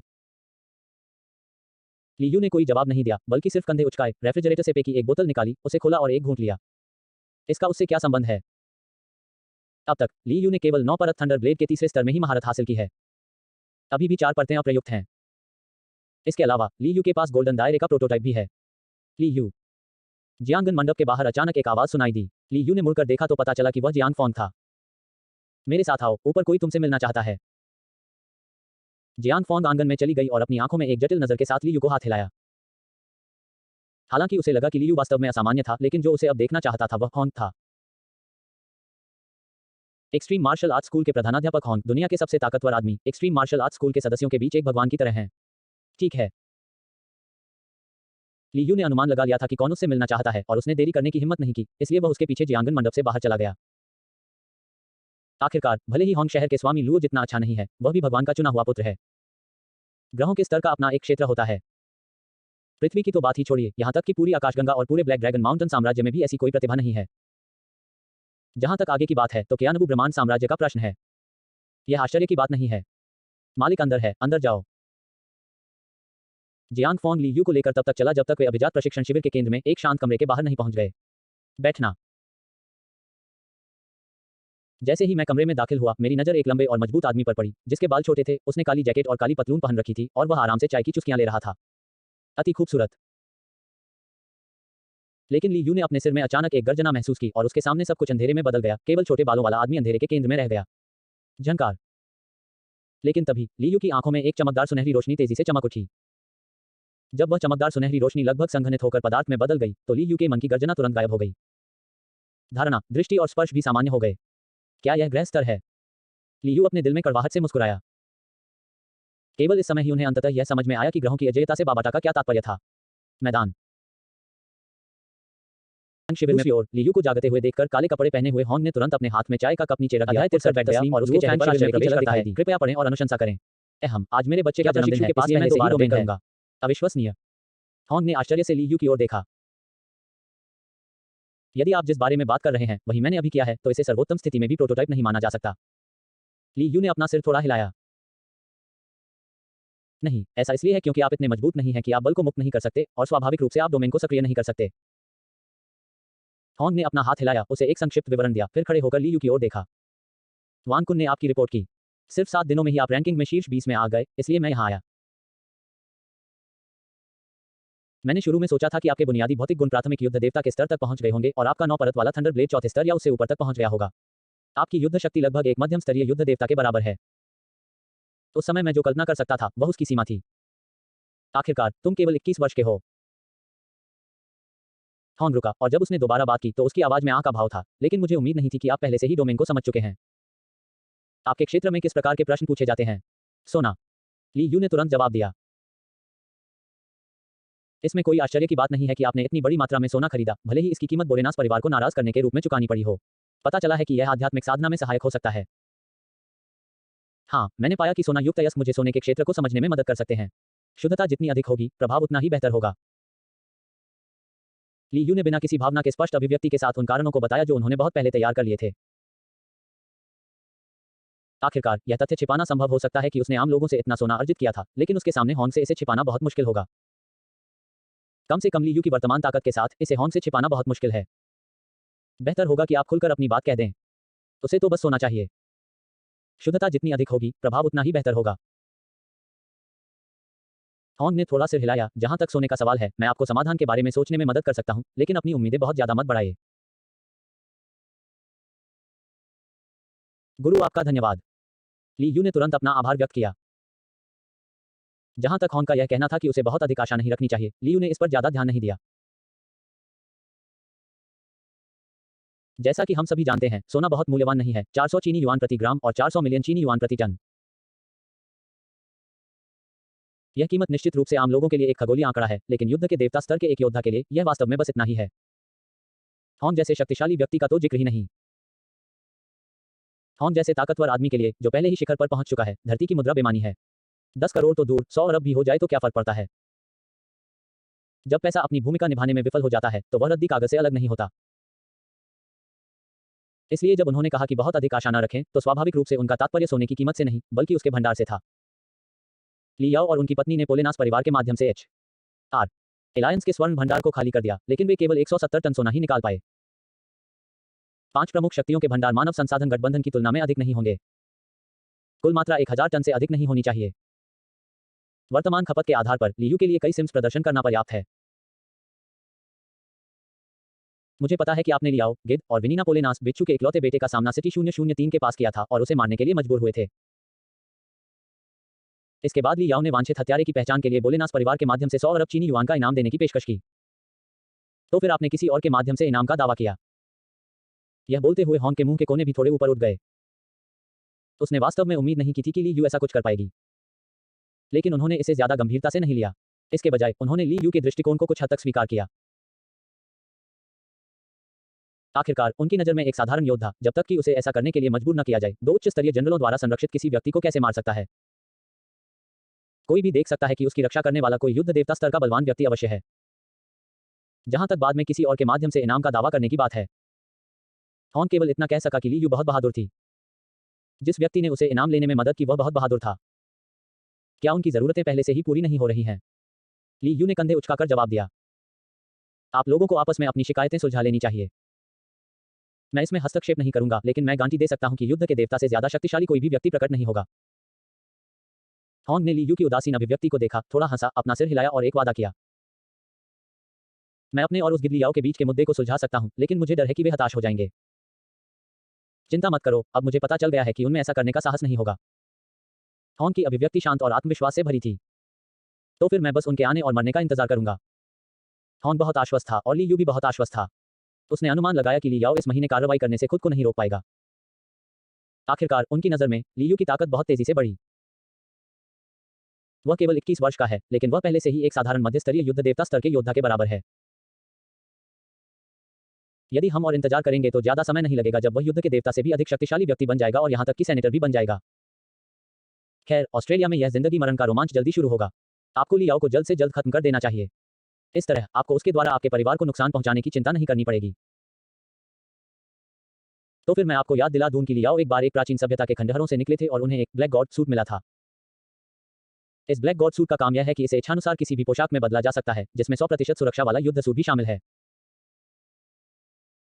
एक बार जब यह कवर हो जाएगा, तो अब आपकी बात तो छोड़ ही दीजिए, यहाँ तक कि एक उच्च स्तरीय युद्ध देवता के पूर्ण शक्ति हमले को भी भेदना मुश्किल होगा।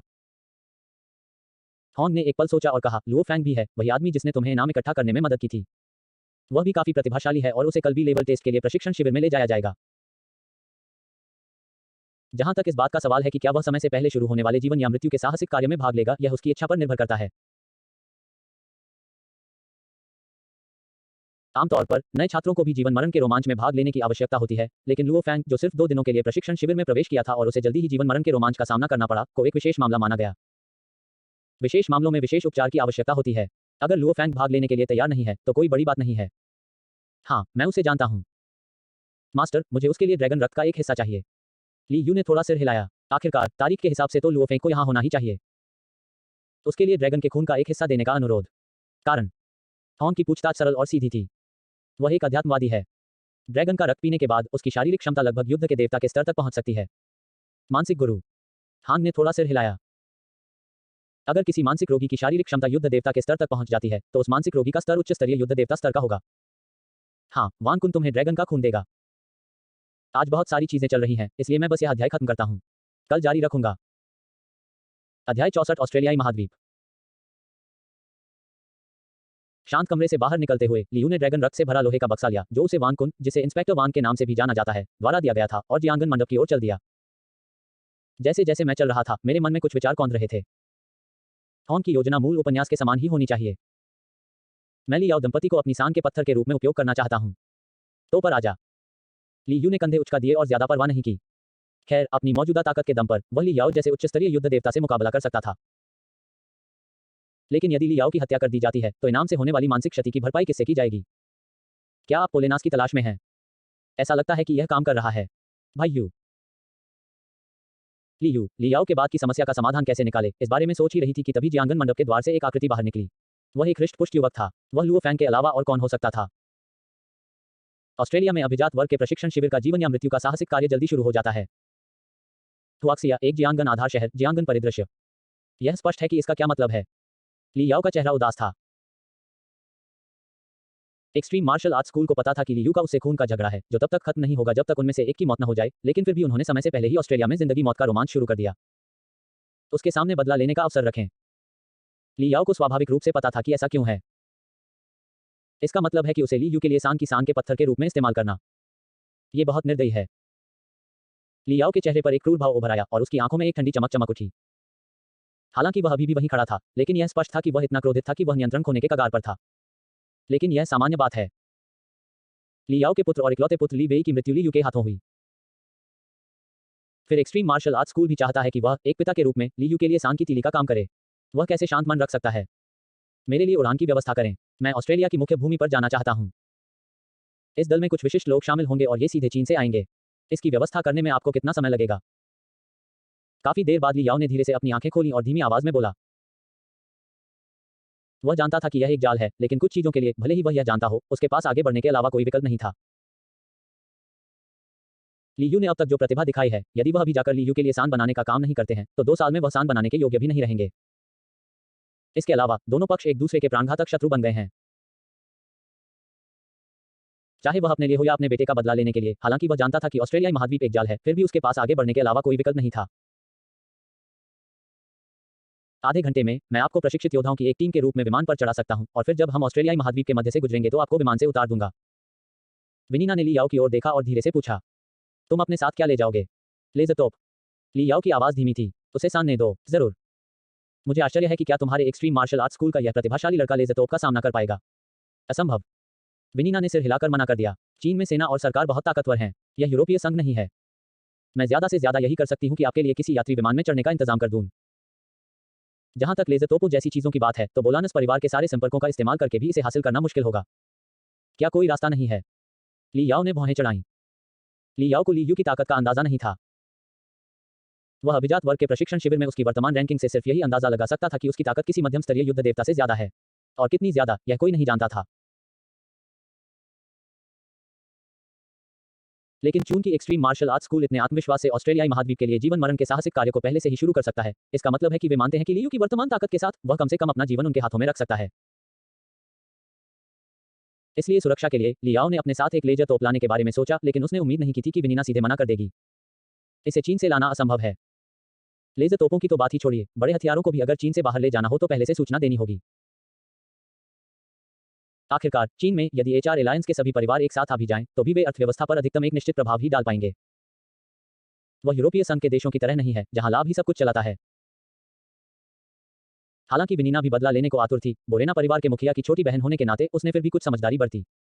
अपनी बात खत्म करने के बाद उसने रुककर एक सुझाव दिया, आप सीधे यूरोप जा सकते हैं। यूरोपीय संघ एचआर एलायंस का मुख्यालय और बोलेनास परिवार का गृह क्षेत्र है। आप अपने विशिष्ट कर्मियों को एक योद्धा दल के रूप में यूरोपीय संघ ले जाएंगे। वहां आप बोलेनास परिवार के माध्यम से लेजर तोप जैसे प्रतिबंधित हथियार किराए पर ले सकते हैं। वहां 80% से अधिक यात्री विमान और हवाई अड्डा सुरक्षा प्रणालियां एचआर एलायंस द्वारा प्रबंधित की जाती हैं। चीन में ये सभी चीजें चीनी सरकार की जिम्मेदारी में हैं।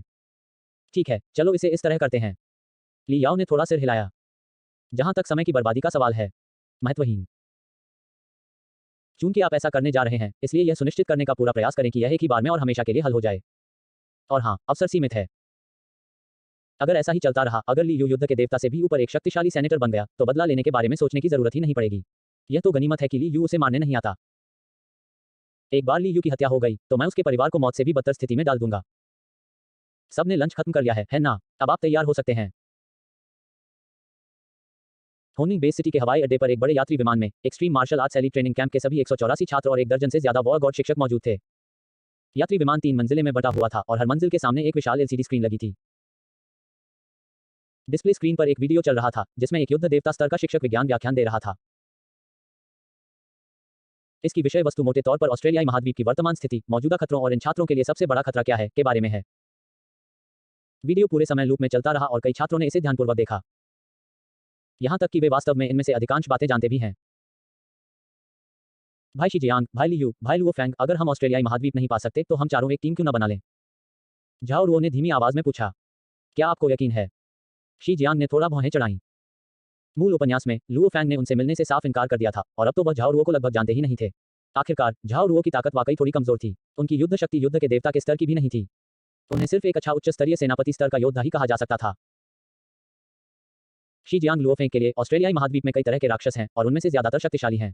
यह खुद को निखारने का एक अच्छा मौका है। स्वाभाविक रूप से उनके लिए झाओ रुओ की नानी बनना असंभव है। दूसरी ओर ली यू ने मुस्कुराते हुए झाओ रुओ की ओर देखा। रहने भी दो। झाओ रुओ ने तुरंत हाथ हिलाया। वह लगभग भूल ही गई थी कि इस सज्जन का एक ऐसा दुश्मन है जिसे सुलझाना मुश्किल है। वह दुश्मन असल में पोलानस परिवार का एक उच्च पदस्थ युद्ध देवता था। बहुत मुमकिन था कि वह ऑस्ट्रेलियाई महाद्वीप पर इस जीवन मरण के साहसिक कारनामे में बदला लेने आए। एक कमजोर सेनापति जितनी ताकत वाला अगर वह उसके साथ गया, तो पोलानस परिवार का युद्ध देवता उसे एक जंगी राक्षस की तरह मार सकता था। फैंग जी, चलो साथ चलते हैं। झाओ रुओ को हाथ हिलाकर मना करते देख लियू ने कंधे उचका दिए और परवाह नहीं की। इसके बजाय उसने लुओ फैंग की ओर देखा और उसे आमंत्रित किया। अच्छा। लियू का सामना करते हुए लुओ फैंग ने बिना किसी हिचकिचाहट के सहमति में सिर हिलाया। आखिरकार लुओ फैंग के दृष्टिकोण से वह वास्तव में लियू का बहुत अधिक ऋणी था। सबसे पहले उसने उसे इनाम चुकाने में मदद की और इनाम से उसे अपने भाई के लिए जीवन जल खरीदने लायक पैसे इकट्ठा करने में मदद की। इसके अलावा उसने 2 दिन पहले ही प्रशिक्षण शिविर में प्रवेश किया था, इसलिए उसने उसे एक्सट्रीम मार्शल आर्ट्स स्कूल के प्रधानाध्यापक होंग से 80 अरब चीनी युआन मूल्य का ड्रैगन रक्त का एक टुकड़ा मांगने में भी मदद की। वह होंग है दुनिया का सबसे ताकतवर व्यक्ति, और ये 80 अरब डॉलर हैं जो जीवन जल की 2 बोतलें खरीदने के लिए काफी हैं और कुछ बच भी जाएगा। ली यू से मेरा कोई रिश्ता नहीं है, फिर भी उन्होंने मुझे ये दे दिया। अगर ली यू को इसकी जरूरत थी तो वह कैसे मना कर सकता था? इसके अलावा ड्रैगन रक्त लेने के बाद उसकी शारीरिक क्षमता लगभग दोगुनी हो गई और वह सफलतापूर्वक युद्ध के देवता के निम्नतम स्तर तक पहुंच गया। दूसरे शब्दों में आध्यात्मिक गुरु का स्तर स्वाभाविक रूप से युद्ध के देवता के उच्च स्तरीय स्तर तक पहुंच गया है। एक मानसिक व्यक्ति की विशेषताओं और 9 परत वाले थंडर ब्लेड के चौथे स्तर के साथ उसकी युद्ध शक्ति ली याओ से कमजोर नहीं हो सकती है। अगर हम इसे हल कर लें तो यह हमेशा के लिए खत्म हो जाएगा। लुओ फैंग को सहमति में सिर हिलाते देख लियू ने थोड़ा सिर हिलाया, यह सोचकर कि इस बड़े आदमी में अभी भी विवेक है। फिर हम किरिशिमा से 50,000 मीटर नीचे बाबाता को खोज सकते हैं। लियू ने अपनी आंखें बंद कर लीं और अपने मन में शब्दों को व्यवस्थित करना शुरू कर दिया। आखिरकार वह एक अध्यात्मवादी नहीं है और यूनमो स्टार विरासत की आवश्यकताओं को पूरा नहीं करता है। लेकिन ये सब तो मामूली बातें हैं। उसने खुद कभी इस विरासत के लिए लड़ने के बारे में नहीं सोचा। उनका लक्ष्य बाबाटा के हाथों में मौजूद छोटा सा खजाना था। अगर हो सके तो उल्कापिंड तारे के स्वामी की विरासत लेना नामुमकिन नहीं है। आखिरकार वह भविष्य में बदला लेने में उसकी मदद तो कर ही सकता है। हम लगभग वहां पहुंच चुके हैं, विमान से उतरने के लिए तैयार हो जाओ। ऑस्ट्रेलियाई महाद्वीप पर पहुंचने से पहले विमान लगभग 40 मिनट तक उड़ान भरता रहा। जैसे ही विमान उतरा और केबिन का दरवाजा खुला, 184 छात्र और 1 दर्जन युद्ध देवता स्तर के शिक्षक तेजी से विमान से बाहर निकल आए। हम अंततः यहाँ हैं। लियू ऑस्ट्रेलियाई महाद्वीप के विशाल मैदान पर खड़ी होकर दूर तक देख रही थी। जहां तक नजर जाती, किसी इमारत का कोई अवशेष नहीं था, बस ढेर सारी वनस्पतियां और बिखरे हुए राक्षस थे। यह सब जंगल है। इस रात आराम करना थोड़ा कष्टकारी होगा। शांत। कुलीन प्रशिक्षण शिविर के एक युद्ध देवता शिक्षक ने ऊंची आवाज में कहा। यह देखकर कि माहौल शांत हो गया है, उन्होंने संतोष से सिर हिलाया और कहा, सभी विद्यार्थियों, कृपया अपने वर्तमान स्थान की विस्तृत जानकारी और निर्देशांक याद रखने के लिए अपनी संचार घड़ियों का उपयोग करें। अभी 4 जुलाई 2057 को अपराह्न 3:45 बजे हैं। आप यहाँ 1 महीने तक रहेंगे। हमारा यात्री विमान आप सभी छात्रों को लेकर अगले महीने 4 अगस्त को दोपहर 12 बजे हॉन्गनिंग बेस सिटी लौटेगा। अब से आपका साहसिक कार्य शुरू होता है। इसके बाद सभी युद्ध देवता स्तरीय शिक्षक तेजी से यात्री विमान में लौट आए। फिर 184 छात्रों की निगाहों के सामने यात्री विमान धीरे धीरे उड़ा, फिर नीली रोशनी में बदल गया और नजरों से ओझल हो गया। जल्द ही 184 छात्रों ने 3 या 5 के छोटे समूह बनाए और अंतहीन जंगल की ओर चल पड़े। इस बार शी जियांग ने मूल उपन्यास की तरह लुओ फैंग को आमंत्रित नहीं किया, न ही ली यू की टीम में शामिल होने का फैसला किया। इसके बजाय उन्होंने एक ऐसे व्यक्ति के साथ एक टीम बनाई जो प्रशिक्षण शिविर में शीर्ष 20 में भी था। ली यू स्वाभाविक रूप से समझ सकती थी। आखिरकार उनकी नज़र में मेरी यह यात्रा लगभग एक आत्मघाती मिशन जैसी थी। भले ही उन्हें प्रशिक्षण शिविर में शीर्ष 20 में स्थान दिया गया था, लेकिन एक मध्यम स्तर के युद्ध देवता और लियाओ, जिन्हें उच्च स्तर के युद्ध देवताओं के बीच एक मजबूत योद्धा माना जाता था, के बीच ताकत में अंतर स्पष्ट था। अब आपके पास एक उच्च स्तरीय युद्ध देवता की युद्ध शक्ति होनी चाहिए, है ना? रास्ते में ली यू ने लुओ फैंग से पूछा। यह सही है। ड्रैगन रक्त का उपयोग करने के बाद मेरी शारीरिक फिटनेस एक युद्ध देवता के स्तर तक पहुंच गई है और मेरे आध्यात्मिक गुरु की युद्ध शक्ति भी सफलतापूर्वक उच्च स्तरीय युद्ध देवता स्तर तक पहुंच गई है। लुओ फैंग को लगा कि ली यू चिंतित है और उसने तुरंत जवाब दिया, अच्छी बात है। ली यू ने थोड़ा सिर हिलाया। चूंकि वह उच्च स्तरीय युद्ध देवता स्तर पर पहुंच गया है, वह पूरी तरह से निश्चिंत है। आखिरकार बाबाता को ढूंढकर युनमो स्टार की विरासत हासिल करने की जिम्मेदारी लुओ फैंग की ही थी। अगर वह बाबाता की जरूरतों को पूरा नहीं कर पाया तो मुश्किल हो जाएगी। हालांकि बाबाता पूरे 50,000 वर्षों से पृथ्वी पर हैं। जब तक लुओ फैंग की प्रतिभा का प्रदर्शन किया जा सकता है, भले ही वह बाबाता की अपेक्षाओं पर खरा न उतरे, जब तक कि वह बहुत कम न हो, उसे स्वीकार करने में सक्षम होना चाहिए। लियाओ के बारे में, लुओ फैंग किसके बारे में चिंतित थे? लियू कभी चिंतित नहीं हुई। यह उल्लेख करने की आवश्यकता नहीं है कि वह युद्ध का एक उच्च स्तरीय देवता है। भले ही कोई ग्रह स्तर का देवता आ जाए जो पृथ्वी पर युद्ध के तथाकथित देवता से ऊपर है, या एक सेनेटर स्तर का है, लियू घबराएगा नहीं। हॉर्न का वादा एक बात है और दूसरी ओर अपना बैलेंस जांचें। वर्तमान शेष 143 है। क्या सिम्स को सक्षम करना है? नहीं। लियू ने तराजू की ओर देखा और उसके मुंह के कोने थोड़े से ऊपर की ओर मुड़ गए। आखिरकार यह हांग ही था। जैसे ही उसने अपना मुंह खोला, वान कुन ने उसी रात उसे पूरा 126 टन का सिक्का थमा दिया। उसके पास बचे 17 टन को जोड़ने पर कुल भार 143 टन हुआ। यद्यपि यह अभी भी 2 सिम्स के लिए पर्याप्त नहीं है, फिर भी एक सिम ग्रह स्तर तक आगे बढ़ने के लिए पर्याप्त है। आखिरकार मेरी वर्तमान स्थिति को देखते हुए, भले ही मैं सिम्स का उपयोग न करूं, मैं 2 से 3 वर्षों के भीतर ग्रह स्तर तक पहुंच सकता हूं। जब यह ग्रहीय स्तर पर पहुंचेगा तो बल मुक्त हो सकेगा और स्वर्ण क्षेत्र का प्रोटोटाइप स्वाभाविक रूप से वास्तविक स्वर्ण क्षेत्र बन सकेगा। उस समय तक 2 असाधारण प्रतिभाओं हांग और ले शेन के अलावा पृथ्वी पर बहुत कम लोग होंगे जो लियू को हरा सकेंगे। लियाओ हताश हो सकता है। हमें उसके द्वारा लेजर तोपों जैसे रणनीतिक हथियारों के इस्तेमाल को लेकर सावधान रहना होगा। लुओ फैंग को देखते हुए लियू ने याद दिलाया। लेजर तोप। लुओ फैंग दंग रह गया, उसके चेहरे पर अविश्वास का भाव दिखाई दिया।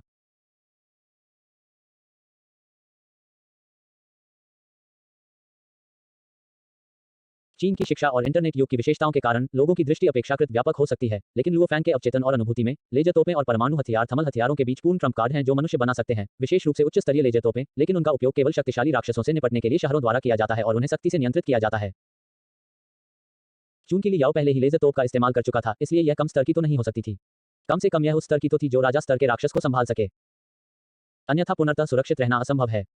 उच्च स्तरीय लेजर तोपें। यहां तक कि अधिकांश छोटे और मध्यम आकार के आधार शहर भी इसे सुसज्जित करने में असमर्थ हैं। लियाओ ने वास्तव में इसका इस्तेमाल उनके खिलाफ किया। बेशक वे चीन से इस तरह का सामान बाहर नहीं भेज सकते, लेकिन यूरोपीय संघ जैसे पूंजी देशों के बारे में कौन निश्चित रूप से कह सकता है? लियू का स्वर सपाट था और वह थोड़ा उदासीन लग रहा था। अध्याय 66 लेजर तोप को जब्त करना संख्या 1। यूरोपीय संघ के देश।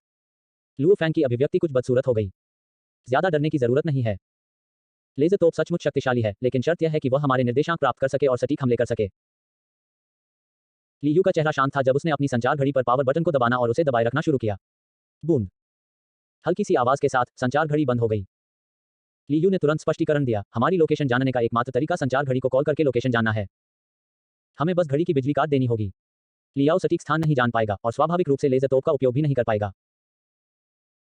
लुओ फैंग ने बार बार सिर हिलाया और अपनी कलाई पर लगी संचार घड़ी को बंद करने के लिए बटन दबाया। निर्देशांक गायब हो गए हैं।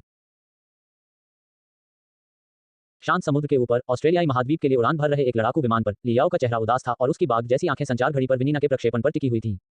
यह सही है। विनीना के प्रक्षेपण ने उसके सिर को हिला दिया। उसके चेहरे पर एक जानलेवा नजर थी। ली यू ने पहले ही संचार घड़ी की बिजली काट दी है, तो हम उसका स्थान नहीं ढूंढ सकते। हाँ, पकड़ना। जब राष्ट्रीय सर्वोत्कृष्टता की पुकार सुनाई दी तो लियाओ इतने क्रोधित हुए कि उनकी नसें बाहर आ गईं और उन्होंने अपनी मुट्ठियां भींच लीं। उन्होंने यूरोप तक की यात्रा की और पॉलिनास परिवार के संपर्कों का इस्तेमाल करके लेजर तोप निकाली। हालांकि ऑस्ट्रेलियाई महाद्वीप पहुंचने से पहले ही उन्हें बताया गया कि ली यू ने संचार घड़ी बंद कर दी है और उनका सटीक स्थान निर्धारित नहीं किया जा सकता।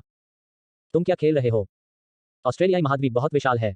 अगर ली यू छिपना चाहे तो लियाओ उसे सालों ढूंढने पर भी नहीं ढूंढ पाएगा। मैं तो उसे ढूंढ भी नहीं सकता, बदला लेने की तो बात ही दूर है। प्रयास की बर्बादी, यह सब व्यर्थ है। तो फिर श्रीमान लियाओ, क्या हम अभी भी ऑस्ट्रेलियाई महाद्वीप जा रहे हैं?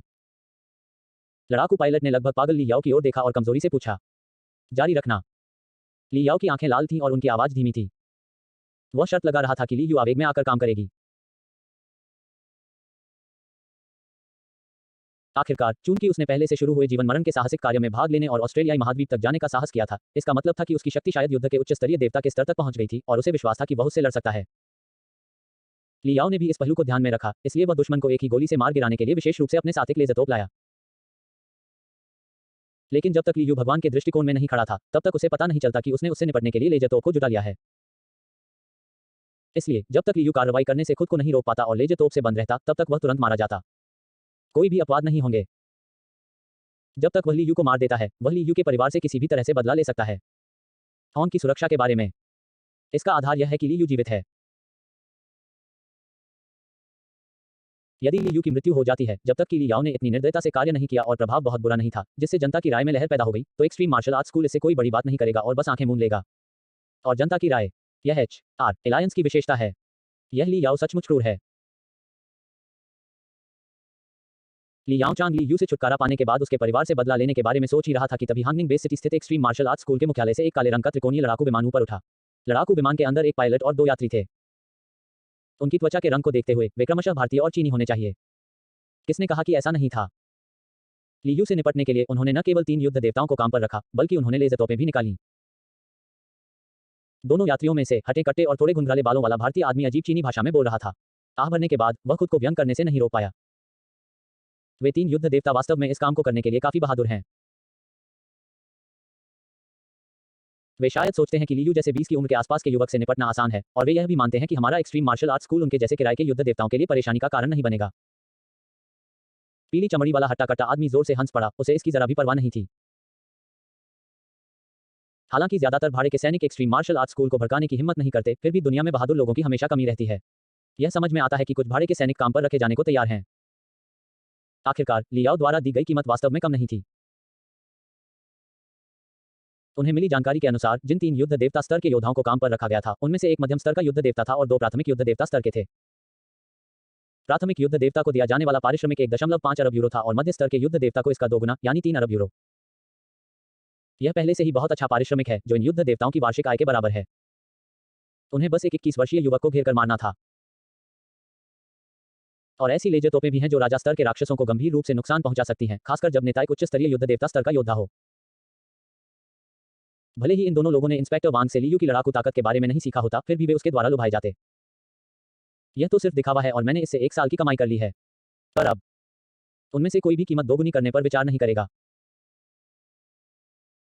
तो समूह में 2 लोग थे, जिनमें से एक इंस्पेक्टर वांग के अनुसार अजय युद्ध देवता जितना शक्तिशाली था और दूसरा युद्ध देवता के स्तर का एक उच्च स्तरीय मानसिक गुरु था। यह स्पष्ट था कि वे दोनों ही हटे कट्टे थे।